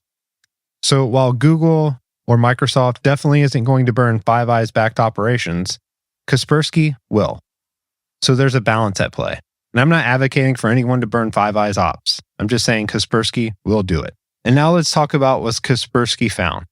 And in this case, it was 2 previously unknown pieces of malware that they attributed to the group. The first of which was Vasilik, named after the Russian word for corn flour. This is the national flour of Belarus, and this was a backdoor for maintaining persistence. Now, reading the report myself, 2 parts stuck out. First, the C2 command and control wasn't through a server, but was through a Telegram channel. So there isn't some C2 server out there in the shadow realm for you to go out and touch and maybe steal more of their goodies from. You also can't just block the IPs or announce IPs to block and burn down the ops. Blocking Telegram is also not very popular to people in this part of the country, and they rely on the Messenger app for other things like troop movements across the front, snitching on their neighbors, or watching porn when you're lonely. There's other things too, like sharing pirated software and movies. But the other unique thing that stuck out to me was it used dynamic API name hashing and host-specific encryption to evade detection in sandboxes. Now, this is a common trend in all of the Cyber Partisans tooling. They know the AV, probably Kaspersky, is monitoring imports and strings pre-execution, so hiding this is a way to get around it and make it kind of a pain in the to analyze in a sandbox. However, Kaspersky and other people who understand what they're doing will know how to dump these from memory, decipher this in IDA, or just patch the binary to get around it. Now, this backdoor's main purpose in life appears to be fingerprinting the system it's on, screenshotting the system, and downloading files to Telegram channels as part of some exfiltration. It also has some wget superpowers to reach out to a URL and pull down a file. Now, one of those files could be Prialnik, the other piece of novel malware used by the partisans outlined in this report. The word itself is Russian for gingerbread. However, it's a wiper, a destructive piece of software that destroys all the data on the system. The internals of how this logic bomb triggered was interesting as well. It's built with a hard-coded hash that tells the malware when to trigger based on the hashing algorithm of the date and time of the system. Now, quoting from the Kaspersky report, quote, based on the algorithm, the hash value can be obtained no more than once a month, for example, 03/18/2024, 04/17/2024, 05/16/2024. If the hash value does not match the specific constant, the malware terminates, end quote. Kaspersky would later go on to break the algorithm down as stated. Quote, according to the conditions embedded in the program code, the wiper will wait until the hour and minute fields of the system time are equal to 0. Simply put, the first activation of the malware will occur at 01:01 UTC, end quote. This is 4 a.m. in the morning for Belarus, which tracks with the TTPs that most threat actors like to use when breaking things or pushing out ransomware. They do it during odd hours so the IT people aren't there. Hopefully it's a skeleton crew, at worst, if they are running 24-hour ops. Now, in order for the malware to execute in kernel mode, it needs a way to get there, privileges. And in this case, the attackers used a bring your own vulnerable driver, technique 1068, for those that are playing at home from MITRE Attack Bingo. So that driver is also one of the payloads they need to bring with them. And this can be tricky because most well-instrumented platforms are going to flag for these files being executed in random folders. Considering they're still running critical infrastructure on XP systems, giving Bill Gates money and paying for some E5 licenses wasn't high on the list though. The driver that the wiper used was from the Zamana anti-malware solution, and it contained the CVE 2021-31728. It uses 2 versions for the systems, the x86 and x64 architecture for 32-bit and 64-bit hotness. But once on the box, the wiper attempts to find and remove or disable any security solutions on the system. Then it tries to wipe the entire Windows event log. Next, the malware turns its attention to the storage connected to the device, the disk geometry, the number of cylinders, heads, sectors, or tracks, is obtained by sending IOCTL control code to the vulnerable driver. It then sends another IOCTL control code to the driver, resulting in the loss of information previously written to the specific section of disk. You need the driver to act as like the intermediary here. Now, all of this might be kind of foreign to you if you haven't done a lot of driver reversing. It's not a usual hobby of people. I personally learned about this stuff doing like a flare challenge back in the day when I was really into reverse engineering stuff. But IOCTL stands for Input-Output Control, and it's the control code that allows a user mode application to send specific commands to device drivers. In this case, it's a 32-bit D word. Now, the first 16 bits are used for the device type. For example, file device disk or file device unknown. Now, the next 2 bits are for access type. This specifies the level of privilege needed to execute the IOCTL code. Then, the next 12 bits are used for function codes. Now, these are unique identifiers for the operation that the driver should perform. Now, function codes typically range from 0x800 to 0xFFF for custom functions, which code represents a specific function that the driver is tasked with executing. Now, the last 2 bits is for the method. The method defines how data is passed between user mode and kernel mode. There are several transfer methods. Method buffered, for example, is where data is copied to and from a buffer provided by the I/O manager. Then there's method indirect, which is for large buffer transfers through direct memory. And then there's method neither, where pointers are passed directly from the driver and is responsible for validating those. Those are kind of the most sketchy. And there's other ones too. As part of this API call, there's the sector buffer structure in which the malware calculates specific offsets to override data on, and thus this breaks stuff. So instead of wiping the entire possibly multi-terabit drive, this is slow, it selectively corrupts key areas, partition tables, metadata, import data blocks, to make recovery very difficult. Now, this is like the classic destructive technique seen in wipers like NotPetya, listen to my episode, and Shamoon, which I talk about in one of the Iran episodes. It all blends together. There's my marketing. If the person is really motivated, there's a chance to get a good chunk of data back. It's just a pain to do so at scale, and in the meantime, it bricks a lot of computers. Besides the novel malware, the cyber partisans also used a number of open source tools for various other stages of their operation. Post-exploitation frameworks like Metasploit were used, open source credential stealers like Mimikatz, and remote access tools like good old PSExec and BNC were also used by the group. Nothing revolutionary here. Honestly, hitting XP and Windows 7 boxes with modern tooling is almost cheating in some ways. Even during post-exploitation operations, Kaspersky observed some TTPs that highlight the immaturity of their operational security. Instead of using a utility like Nmap or something more stealthy to fingerprint ahead of getting on the box, it sounds like they just threw some exploits at an IP address until the interpreter payload replied back. On one hand, this is useful as you aren't moving a bunch of tools around, using configuration straight from the release page. But this can be sketchy if you run into a box that is hardened or monitored, or if someone's paying attention. This is going to be noisy and it's going to burn your operation. But like I said before, I think the cyber partisans had the benefit of going against a lazy regime deep in technical depth. Which, expanding the picture out, if things do ever pop off in a big conflict with Belarus, facing a real nation state, the US, Five Eyes, the Dutch, that's going to be a long day for those IT admin. They also use some other common frameworks in their post-exploitation activities. Sharpsploit, a framework that's used to attack .NET, written in C#, Cobalt Strike, which is probably a hacked version, and Silver, tool built by Bishop Fox. It also has some nice premium features and some nasty memory payloads. There's also evidence that they cleared logs and messed with logging in general, or in workstations that they touched. But this is a bit of a double-edged sword. It confirms that the attackers were there and also hides what you did, or at least it makes it more difficult to forensicate. And this is why you buy a SIEM people. They also use some proxies and tools like Ghost to hide where they were coming in from. Nothing out of the norm here. But going back to the Telegram group and its command and control channel, well, it has some drawbacks. The commands from the attackers are received there, and stolen data/results from infected systems are sent back there. And this setup involves 3 Telegram components: a user account, which is the operator, a bot, and the actual group chat itself.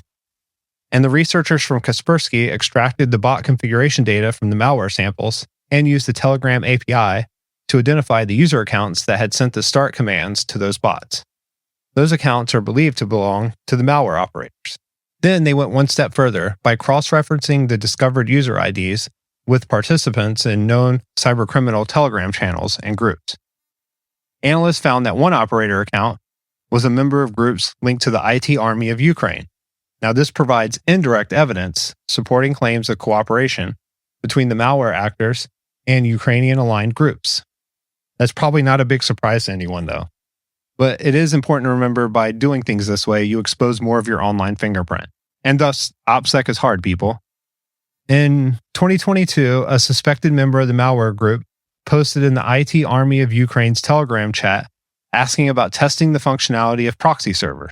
Obviously, this is a technique that attackers use in their operations, as I said earlier. And as a side tangent, the IT Army of Ukraine is a volunteer cyber force formed in February of 2022 in response to the invasion of Ukraine. It's not a formal military unit.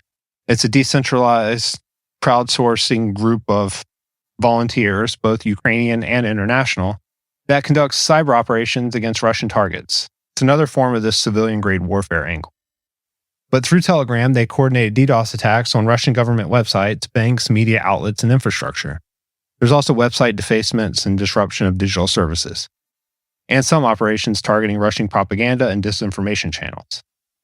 They are very similar to the cyber partisans in their goals in opposition to Russia, but overall not as destructive. But then again, this can be difficult to measure correctly. Sure, they aren't jacking up trains and wiping things, but embarrassing the regime and disrupting life for civilians can be damaging to the regime's force projection when done correctly. Targeting civilian infrastructure is a tricky idea, though. If it's done in a covert manner, it can make the regime look incompetent. However, being too loud, well, it has a circling the flag effect. In other words, the civilian populace hardens in their resolve and their hatred against you, which can have blowback effects. Knowing that, well, this is why if you're a state-backed organization, it makes sense to do this from a non-state-backed entity. A nebulous group of people on the internet seems like a good idea. Let's double-click into that now.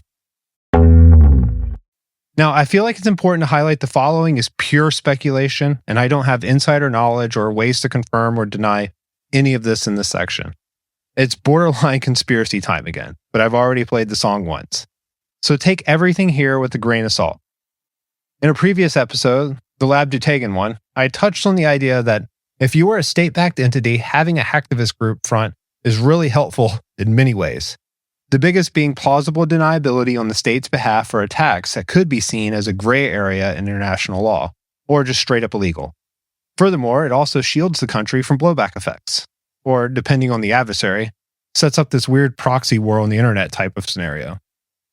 Now, take the cyber partisans. On one hand, disrupting the trains and slowing down the Russian advance would be advantageous to the West, as they have been supplying Ukraine with money, weapons, intelligence support, and who knows whatever else. So is it outside the realm of possibility to disrupt Russian operations against them as well, as they're invading? Probably not. And it's not like it was a surprise, like I said. Everyone knew that the Russians were coming at some point. And this is not just confined to Western nations either. Russia has a long history of contracting cybercriminals and groups to attack Western nations. Evil Corp, Conti, TrickBot, all of these groups have suspected ties to the FSB. The Cyber Army of Russia Reborn, or CAR, is believed to be an offshoot of the GRU. The Shadow Brokers were believed to be Russian intelligence, but obviously there's some dispute there.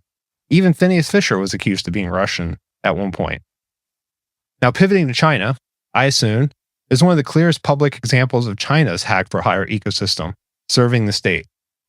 This was a private Chinese company that acts as a contractor providing offensive cyber tools, spyware, and hacking services to multiple PRC government entities, including the Ministry of State Security, MSS, and the PLA, the two main actors in hacking people. And you would know that if you listened to my Salt Typhoon episode.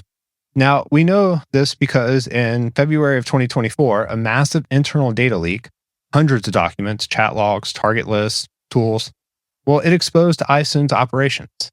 The documents showed that the company had been hacking foreign governments. India, Thailand, Kazakhstan, Malaysia, Pakistan, Taiwan, and pro-democracy groups in Hong Kong, as well as universities and other clients for the state. They even had pricing for specific compromises. And employees complained about low pay while competing for government contracts. So obviously, this is appealing to nation state. but it does make OPSEC a little more difficult. It's hard keeping track of all these different personas. Now, going to the cyber partisans, it's a little more difficult to get a pulse on, admittedly.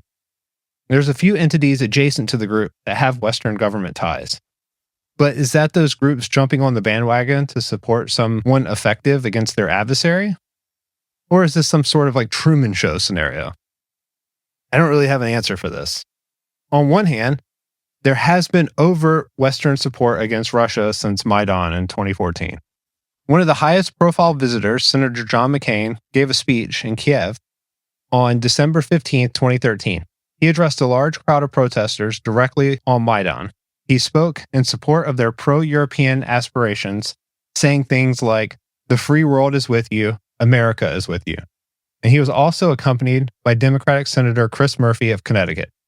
This visit was widely covered and became like a symbolic gesture of Western political support for the protesters. Victoria Nuland, Assistant Secretary of the State of European and Eurasian Affairs from 2013 to 2017, publicly stated in December of 2013 that the U.S. had invested over $5 billion since 1991 in Ukraine's, quote, democratic skills and institutions, end quote. And then there's also USAID, NED, etc., and NGOs being funded for the cause as well. And even when Yanukovych fled, the IMF and US and EU loans, guarantees, etc., they came rushing in to stabilize things. So there's a precedent for Western involvement in this area, specifically against Russia. So would it make sense to have a hacktivist group as well? Possibly. But as we just heard the TTPs from the Kaspersky analysis, as well as some of the other reports I'll link, it doesn't feel Western government state-backed. I mean, if I was being like perfectly honest, and I looked at these logs or intrusions here, especially in the year of the agent and the harness of 2026, I would assume this is probably like some weird vibe hacking experiment, to be honest, or like loop engineering lateral movement, trademark. But the point is that it's kind of like a Bruce Lee approach, when they just kind of use crap until it works. Be like water. And they aren't really stealthy, and overall it's not as polished as what you would expect if this was spooks from like the IC running an op. Western military units aren't like the North Koreans. The commander of like some American offensive unit doesn't just walk into the room and yell at the O3s to go wreak havoc on the internet and steal money for the regime. There's slide decks to brief the operations over and over again with different courses of action. There's running stuff through legal, provisioning the infrastructure, there's dry runs, there's testings, there's a lot of prep from teams, and they all know what they're doing. I don't see that here. And a lot of people will also point out the custom malware being a capability that must be nation state. Financially backed actors have been writing malware for a long time. Hell, college kids write malware, post it on GitHub as pen testing tools all the time. Not hard. The backdoor and wiper discussed aren't revolutionary either. The underlying mechanics of how it works has all been around for a while. The wiper's mechanism hitting random sectors, it's been used in big wipers like NotPetya. It does take some technical chops to write the malware, sure, but I highly doubt that's a barrier to software devs with time and resources on their hand. And this isn't to say that cyber partisan tactics are crap or something. I'm just stating that they aren't overly sophisticated. I think that is something they would admit to us themselves. But they aren't going for sophistication. They're going for impact. In the real world, that's what's measured. And I don't think anyone is claiming they didn't have an impact. They spooked Lukashenko. The Belarusian president, Alexander Lukashenko, assessed that, quote, cyber weapons are more dangerous for humankind than nuclear weapons, end quote. He has specifically characterized the cyber realm as a, quote, uncontrollable and dangerous industry that is actively aiming at creating and implementing malicious solutions that entail the consequences on a global scale, end quote. I mean, this sounds like some straight up Anthropic marketing right here. Here's the portion of the episode where I take a moment to geek out a little bit. I want to examine why I thought this story was interesting, and it comes down to a mixture of a few elements. I was originally going to cut this section, but I think it's worth keeping. First, it all feels like a Hollywood story in some regards, and I'm hyper aware of narrative and stories of truth these days, as discussed earlier. For 30 years, we were told two stories about cyber warfare, the first one being like the Hollywood story. This story was a romantic one. Hackers, John Lee Miller in a sleeveless mesh shirt, rollerblading through downtown Manhattan, fighting corporate conspiracies from a payphone. Or Zero Cool is banned from owning or operating computers and touch-tone phones until his 18th birthday. And his friend is fined $45,000 for crashing the New York Stock Exchange. And that's how you know it's fake, because if he really did that, he would still be in prison right now. Or Sneakers, with Robert Redford leading a team of reformed criminals against a rogue cryptographer. Or War Games, where Matthew Broderick almost starts World War III from a mistake from his bedroom in Seattle. Or The Matrix, Swordfish, Live Free or Die Hard, even Mr. Robot. The Hollywood story has a specific shape. The hacker is kind of like a folk hero. The hacker was always young, always slightly outside society, always more clever than the institutions trying to control them. He worked alone or in a small crew. He had a moral cause. He saved the world or destroyed it from a basement, an attic, or an industrial loft with too many monitors. The story was romantic. It was individualist. It was very American in some ways. Other countries, cultures, they lean into propaganda aspects of cinema differently. They embrace the collective, especially like more top-down state-run ones. In the Hollywood story, it's assumed that cyber warfare was something that interesting individuals did to corrupt power structures. And it's not too far off from the narrative here with the cyber partisans, which is why I wanted to do the episode. I mean, some of the aspects of the story feel straight out of Hollywood. And then on the other side is the classified reality story. The second story, it's the boring one, at least in the day-to-day. The outcome captures the attention here. However, a bunch of dudes building slide decks and carrying out operations from a bland room doesn't resonate on the screen. This is the NSA, Unit 8200 in Israel, China's MSS, Russia's GRU, the Iranian Cyber Army. And these are the big stories. Stuxnet, the 2010 operation that physically destroyed Iranian uranium centrifuges. NotPetya, the 2017 Russia attack on Ukraine that caused $10 billion in collateral damage worldwide. The 2015 OPM breach, where U.S. security clearance holders got their information stolen by China. SolarWinds in 2020, where Russia carried out a supply chain attack. Or like the Microsoft Exchange compromises of the 2021 from China. But there's the day-to-day aspect of cyber warfare that you and I don't hear about as well. Embedding implants for future use. Collection of sensitive information used in preparation for an upcoming visit from a head of state. This story has a completely different shape. This level of cyber warfare was something that states did to other states. It was conducted by professional intelligence officers in nondescript buildings through suburban Maryland, in business parks in Tel Aviv, and in compounds outside of Moscow. It was deniable, expensive, technically sophisticated, and never publicly acknowledged by the agencies that carried it out. The operators, they weren't folk heroes, not publicly at least. They were federal employees with security clearances. They had pensions. They drove minivans home from work. They never gave interviews. They never write books. They aren't Navy SEALs after all. This story is cynical. It's institutional. It's unromantic. And it's assumed the opposite of the Hollywood story, that cyber warfare was something that powerful states did to other powerful states, and that ordinary people had little to do with. Both stories agreed on one thing, though. Both stories assume that ordinary people don't do cyber warfare for real reasons. Hollywood hackers did it for the story, the plot, the lulz, and the romance of the outsider. They weren't real. They were fantasies.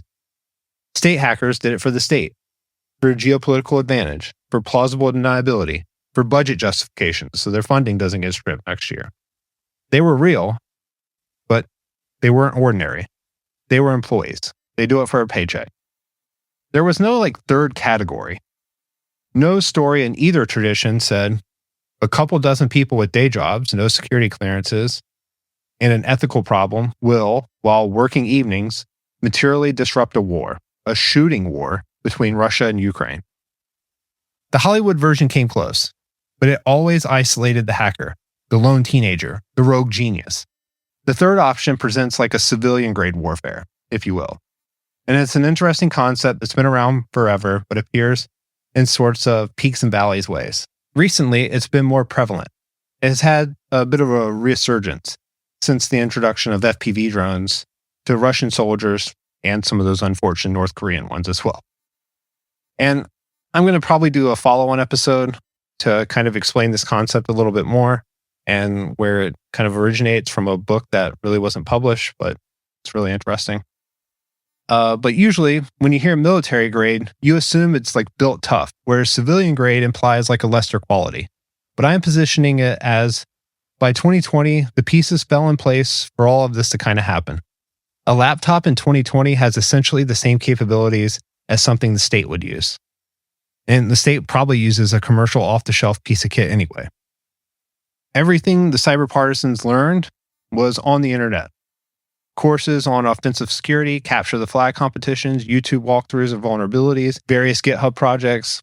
The barrier between curious citizen and competent attacker had decreased. The emergence of encrypted communications, Signal, Telegram with secret chats, Proton tools, that in 1999 would have required either like a state system or like a paranoid PhD to build. In 2021, anyone can build and install those in 5 minutes from the App Store. Then there's also a way for the exiled people to communicate at scale. Hundreds of thousands of Belarusians, Russians, Ukrainians, Iranians, Cubans, Venezuelans. Well, there's a large number of them that live in Western democracies and they're networked by social media, organized around a purpose. And additionally, cryptocurrency is a thing. For the first time, there's a way to receive and send money across borders without state intermediaries, as well as distribution to a global audience. Twitter, Telegram, podcasts, citizen journalism, Bellingcat, the International Press Corps. Anything done publicly by default can be broadcast worldwide within hours. Most of the time, it's minutes. So in some ways, the Hollywood story wasn't wrong. It was just a forecast. It described a world that hadn't quite happened yet. And then, over 30 years, the world assembled the conditions for it all to happen. The cyber partisans look like the movies because the movies in 1995 were already trying to describe what would eventually be true. The second motivation for doing this episode is expanding upon this idea of civilian-grade cyber warfare. I mean, I did do a multi-part episode on Phineas Fisher for it right out of the gate. But this type of warfare opens up other doors. Doors that you can't open if you have a flag on your uniform or like if you're wearing name tapes. For example, civilian-grade warfare can demand things publicly, whereas the premise of every state intelligence operation is deniability. If the NSA attacks your servers, the NSA can't tell you it attacked your servers. If the GRU stole your documents, the GRU cannot release them under its own letterhead. State operations have to whisper. They have to launder their effects through proxy, leaks, or front organizations. They have to maintain the diplomatic fiction that they did nothing. Their power is muted by the conditions of its use. Civilian-grade warfare has no such constraints. The cyber partisans encrypted the Belarusian railway in January of 2022, and then they said on Twitter, hey, we have the keys, and we are ready to return the railway systems to normal mode once our conditions to release 50 political prisoners and stop the Russian troop presence is met. The state could have never done that. Even the United States, even the United Kingdom, even Germany could not have publicly demanded the release of political prisoners in exchange for ending a cyber attack on domestic infrastructure. Well, I guess I should caveat that statement. A state hasn't done it thus far, and doing so would violate a bunch of international norms and conventions, something Western societies and first world countries claim to abide by. But who knows, the world's turning into a crazy place. I guess if I really thought of it, some radical smaller country could probably pull it off. But then again, they probably wouldn't have as many resources in a cyber army versus just having one with like mopeds and Toyota Helixes and Kalashnikov. But my point here is that the cyber partisans could do this. With this civilian-grade warfare idea, political pressure is a lever that they have because the moral architecture of their cause. Another aspect of the civilian-grade warfare idea is that they can narrate it in the open. State cyber operations protect their sources and methods. The most successful state operations, they stay classified for decades, sometimes forever. The general public has heard of Stuxnet because of investigative reporting. They've heard of NotPetya because of the damage. It was just too widespread to hide. If state-backed operations want to publish a message, they have to quote-unquote leak it to the media and hope the message gets across, or infer messages through press conferences. Their attacks aren't announced on Telegram in real time. Their demands aren't tweeted with emojis. Their spokeswoman doesn't give interviews to Wired, The Washington Post, Radio Free Europe, Radio Liberty, or conferences in Berkeley. With civilian-grade warfare, they tell their own story. Now, this sounds like a small thing, but it's not. In information warfare, the side that controls the narrative wins. Remember my earlier points about narrative and how important it is in our daily lives. If we can believe the story, the quote-unquote facts fall in place. It's also another advantage to the civilian-grade warfare idea. It has its own moral clock. Now let me explain that a little bit. First, there's a structural advantage of being small that plays in their favor. State operations serve state interests, in theory. They are authorized through chains of command that reflect national security priorities. So once again, in theory. However, the State Department doesn't want an operation, the NSA doesn't do the operation. If the operation conflicts with a peace negotiation or an alliance commitment or an electoral consideration, the operation doesn't happen. Now, I know some cynical people may point out to having an allies intelligence service or something clandestine like the CIA would do it and just do it anyway. That's unconfirmed and hard to prove, and it would just be speculation on everyone's part. And I'm not here to do that right now.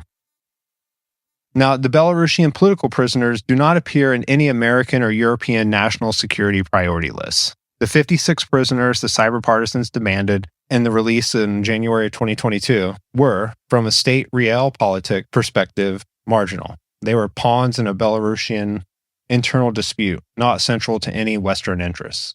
In other words, there's no NATO state that was going to encrypt a Belarusian railway in the name of those political prisoners. But the cyber partisans did, because they could decide that releasing those specific dying people mattered on their own moral clock without anyone's authority. But there's trade-offs too. It's not all rainbows and unicorns out here hacking people after all. Civilian-grade warfare can't do everything. It can't field a fleet. It can't defend a territory. It can't sustain these combat arms operations across years and continents. It can't fund a research program that takes 30 years to produce a single breakthrough. It doesn't have the backing of the state either. If the Lukashenko regime starts arresting family members of people in Belarusian jurisdiction, they might get a strongly worded message from the State Department in response. But they don't really care at the end of the day. The cyber partisans, for all their virtues, will never build a Stuxnet. They'll never break an air gap. They'll never have 0 days against an air defense system on the eve of a war. In other words, state cyber warfare can do things that civilian-grade warfare cannot. But the civilian-grade warfare is impressive to think about as it allows a small group to punch way above their own weight class. Admittedly, this is one of my less technical episodes, and I considered that aspect as I built the script. However, it's not all 0 days, government-dropped exploits, and nation-states phoning things sideways. Some of the dumbest ways to get a user to click on something exist, and it's highly effective. We have to measure the impact as well. The cyber partisans' tooling isn't all that special. They did a lot of testing to figure out what they needed to hide their payloads in order to bypass antivirus that they would encounter, along with having the added benefit of attacking soft targets. No one attacks trains or critical infrastructure because of downstream effects, not because the systems themselves are bulletproof or built with security in mind. For one, the civilian populace is going to be hardened in their resolve to get back at you for doing so. Despite what these think tanks and experts seem to publish, knocking out critical infrastructure and civilian infrastructure doesn't push the local populace towards the side of the attackers. It makes them more upset, which leads to downstream issues of the enemy being able to recruit easier, which is why they film all of the suffering. Cue Hunger Games propo. Then, way down the line, if you do have to put ground forces in an area, well, you have to worry about insurgents. I mean, can you imagine taking out a water treatment plant in Texas and then trying to push a ground force through Texas to Nebraska or something? The amount of pissed off Texans with guns you'll encounter will make every mile take days, as well as taking heavy losses the whole time. Second, from a nation's perspective, attacking another state's critical infrastructure and punching above your weight class is a great way to get kinetic actions on you. However, there is an element of these hacktivist organizations that gets ignored. The civilian-grade warfare angle. It blurs labels. And I've talked about this at depth now. And I'm not saying that this group, the cyber partisans, or Lab Dutagan for that matter, are nation states. I'm just saying that if they were, doing so under the guise of being a hacktivist type group would give them the best of both worlds. But being specific to the cyber partisans, I think this is a small group of ordinary citizens. Software engineers with day jobs, working from apartments in foreign countries, on secondhand laptops with no chain of command, no security clearance, no military training, no formal authority of any kind, and just waging an effective war against the state, which is impressive. If they can slow the army of the world's largest country on Earth by encrypting and routing the computers of a railway in a country most of the world can't find on a map, pretty impressive. If they can demand and receive the release of political prisoners as a condition of restoring a state information infrastructure, if they can compromise the personal records of an entire national intelligence agency and build a telegram bot that lets ordinary citizens identify undercover officers from their phone, pretty impressive. If they can do this from the kitchen table in Manhattan or another in Warsaw while keeping their day jobs, pretty impressive. And if they can do all of this on a total annual budget smaller than what Russia spends on a single hypersonic missile, then these lines get blurred. And I think this is only the start. If citizens can do this, or if the small can do this to the large, or the soft can do this to the hard, and the unauthorized can do this to the sovereign, and the unpaid can do this to the well-funded, what's to stop somebody else from doing it again in another country against another regime for another reason that has nothing to do with anything that we currently understand? And the partisans, somewhere, in apartments, in encrypted telegram channels, in IT jobs, are going to keep being in the forest. Because the forest is now everywhere. It's the internet. And that is the story, or as much of the narrative that I can tell. If you enjoyed this episode, please like and share and subscribe to it in your podcast player of choice. I have a YouTube channel as well. It would be great if you could like and subscribe it there too. That would be very helpful. This podcast growth is organically driven from personal referrals, and they go a long way in the discoverability of the show. I also have a mailing list at IntrusionsInDepth.com where you can get episodes in your inbox and access to the questionnaire for any Ask Me Anything episodes. Usually I invite guests to discuss your topics as well. And with that, I'm Josh Stepp. Thanks for listening. Crank